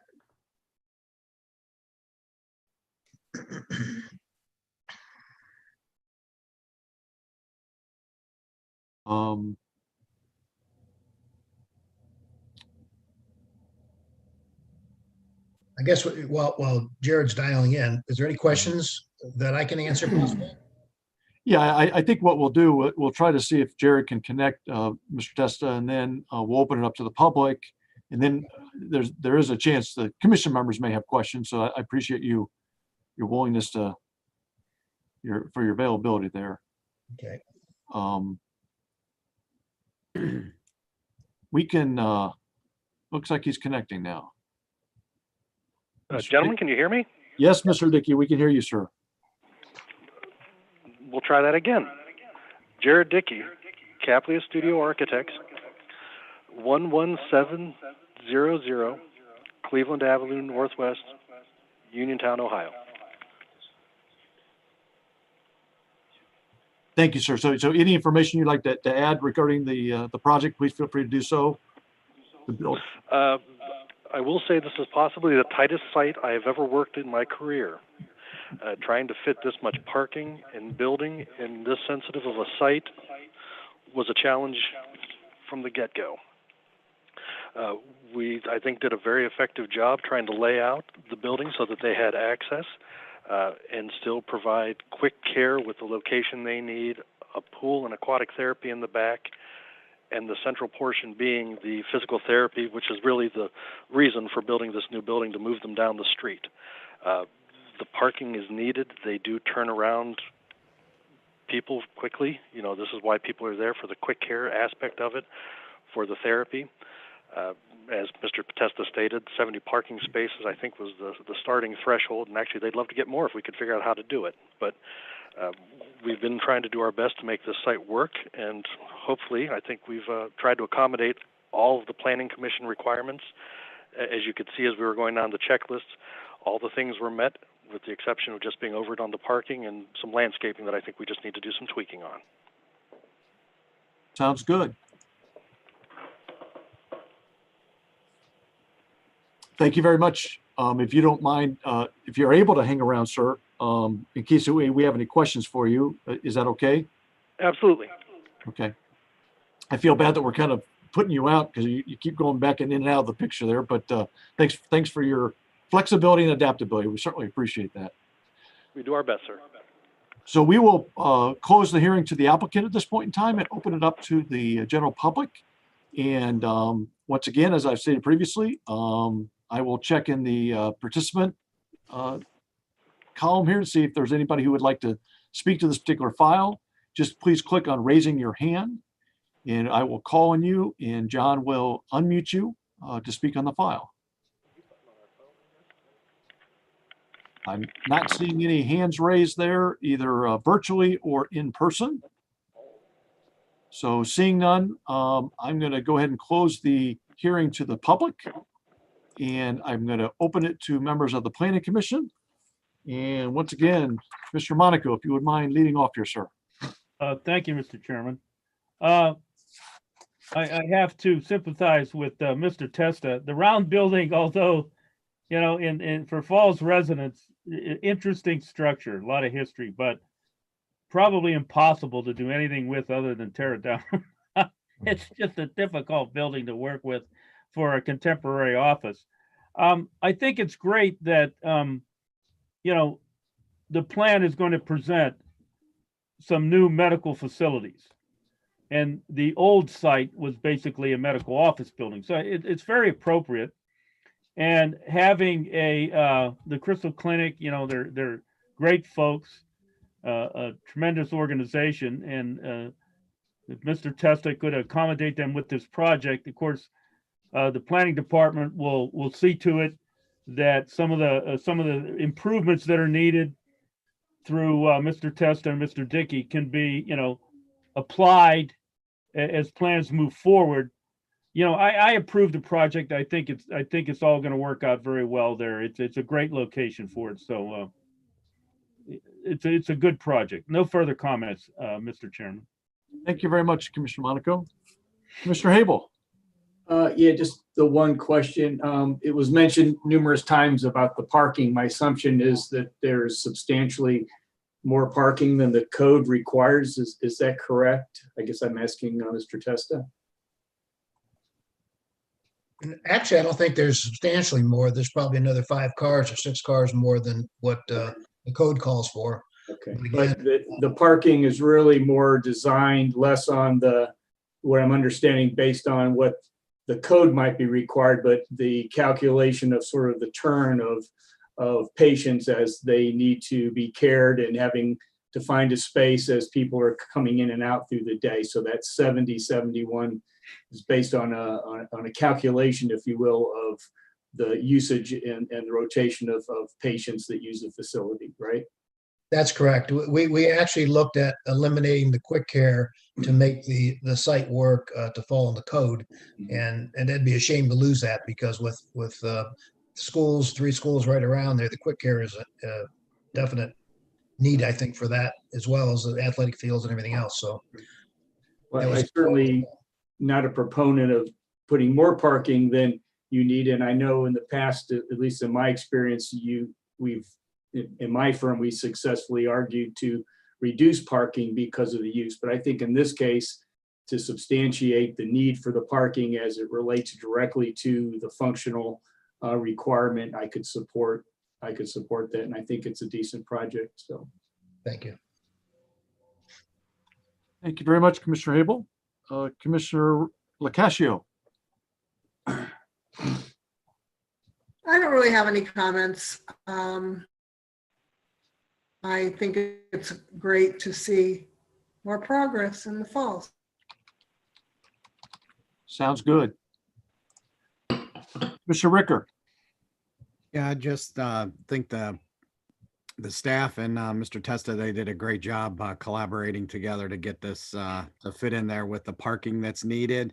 I'm sure that that's a tough thing to do, though I'm no architect myself or engineer. So I'd like to thank them both for making this happen for the city. That's all I have, Mr. Chairman. Thank you, Commissioner Ricker. Councilwoman Nichols Rhodes.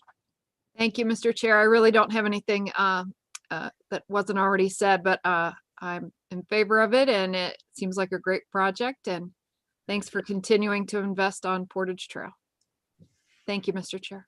You're welcome. Thank you, Councilwoman.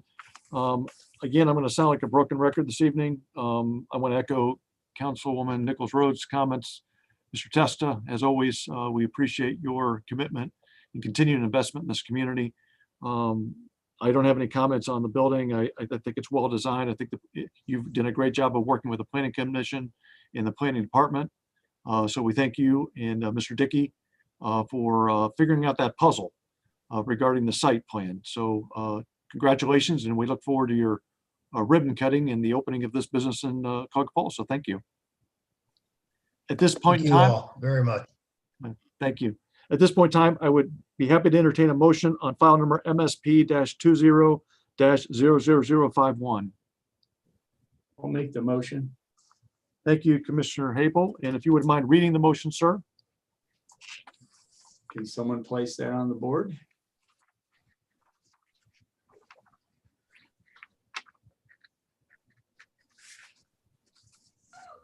Okay.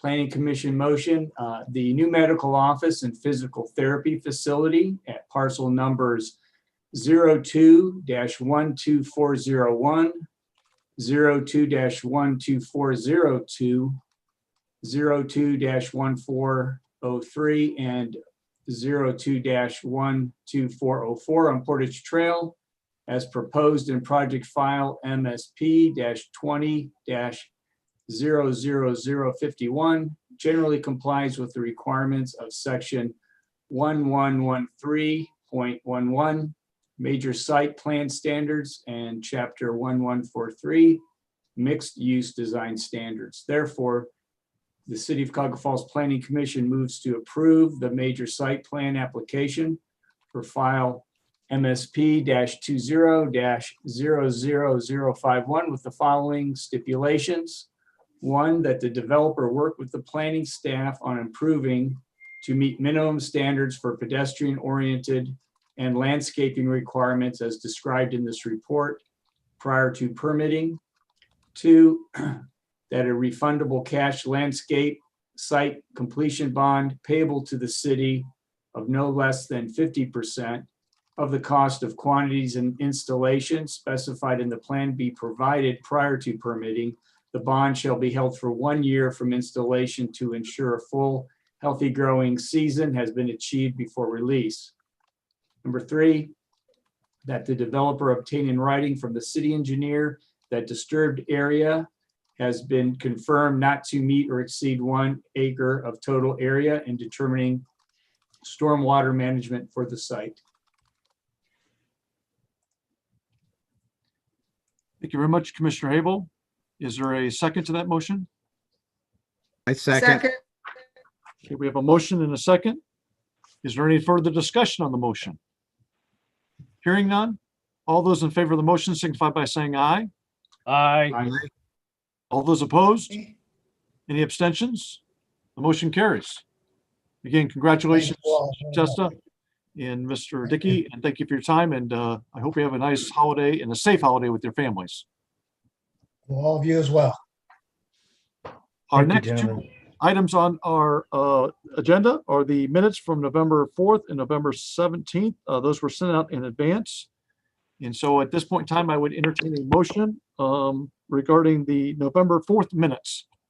Mr. Chairman, I'd like to make a motion to approve the November 4 minutes. Thank you. We have a second on that motion. I'll second. So we have a motion and a second. Is there any discussion on the motion? Second, We have a third. All those in favor of the motion, signify by saying aye. Aye. All those opposed? Any abstentions? Motion passes. We have the minutes for the November 17th meeting on the agenda. Is there a motion regarding those minutes? Mr. Chairman, I'd like to make a I motion move to approve the November 17 minutes. So we have a motion and a second. Is there any discussion on the minutes from November 17th? I have just a discussion. I was unable to attend the meeting. Do I still vote? Yes, sir. I had no power that day, so that's why I missed. You are perfectly fine because you're a member of the planning commission, and if you approve of those minutes, it's so okay. Okay. Any further discussion? Hearing none. All those in favor of the motion signify by saying aye. Aye. All those opposed? Any abstentions? The motion passes. Congratulations. We had a full lid tonight. Wow, did we? We got to it in 2 hours and 17 minutes. And thank you all also for your patience with the technology. I know we had some challenges tonight, but John, and particularly Fred and Adam and Lori, great job. I mean, I hate to say we're getting old hat at this, but I think after, 8 months, I think we've gotten pretty good at this. So great job, guys. Agreed. I think By the Thank time you. we figure it out, we'll have to come back and meet in person. Which is not a bad- Yeah, right. Won't be a bad thing. You know what, Rob? I'm not gonna regret that. I'm gonna look forward to seeing you guys and Yep. sharing the same space with you. And on that note, I'd be happy to entertain a motion to adjourn. But before we do that, thank you so much for your service. I know I appreciate it. I certainly confident that the city appreciates it. So great job. And I particularly appreciate the councilwoman's cat sneaking into the picture there. But She's bigger. She was on September 22nd when I first got her. And now oh my gosh. Yeah. But more importantly, have a wonderful holidays with your families, but please be safe. I mean, we just need to take care of each other out there. And if we can get through the next 30, 45 days, we can do it, but you take good care of yourselves. Same to you, Dan. Thank you. You as well, Dan. Thank you. Happy sir. holidays to everyone. Happy Thanks, holidays. everybody. Happy holidays. Thanks for your time. Good night. Good night. Good night, everyone. All right. Lori, do you need us on it for anything, or you have everything set up there? I can't hear you.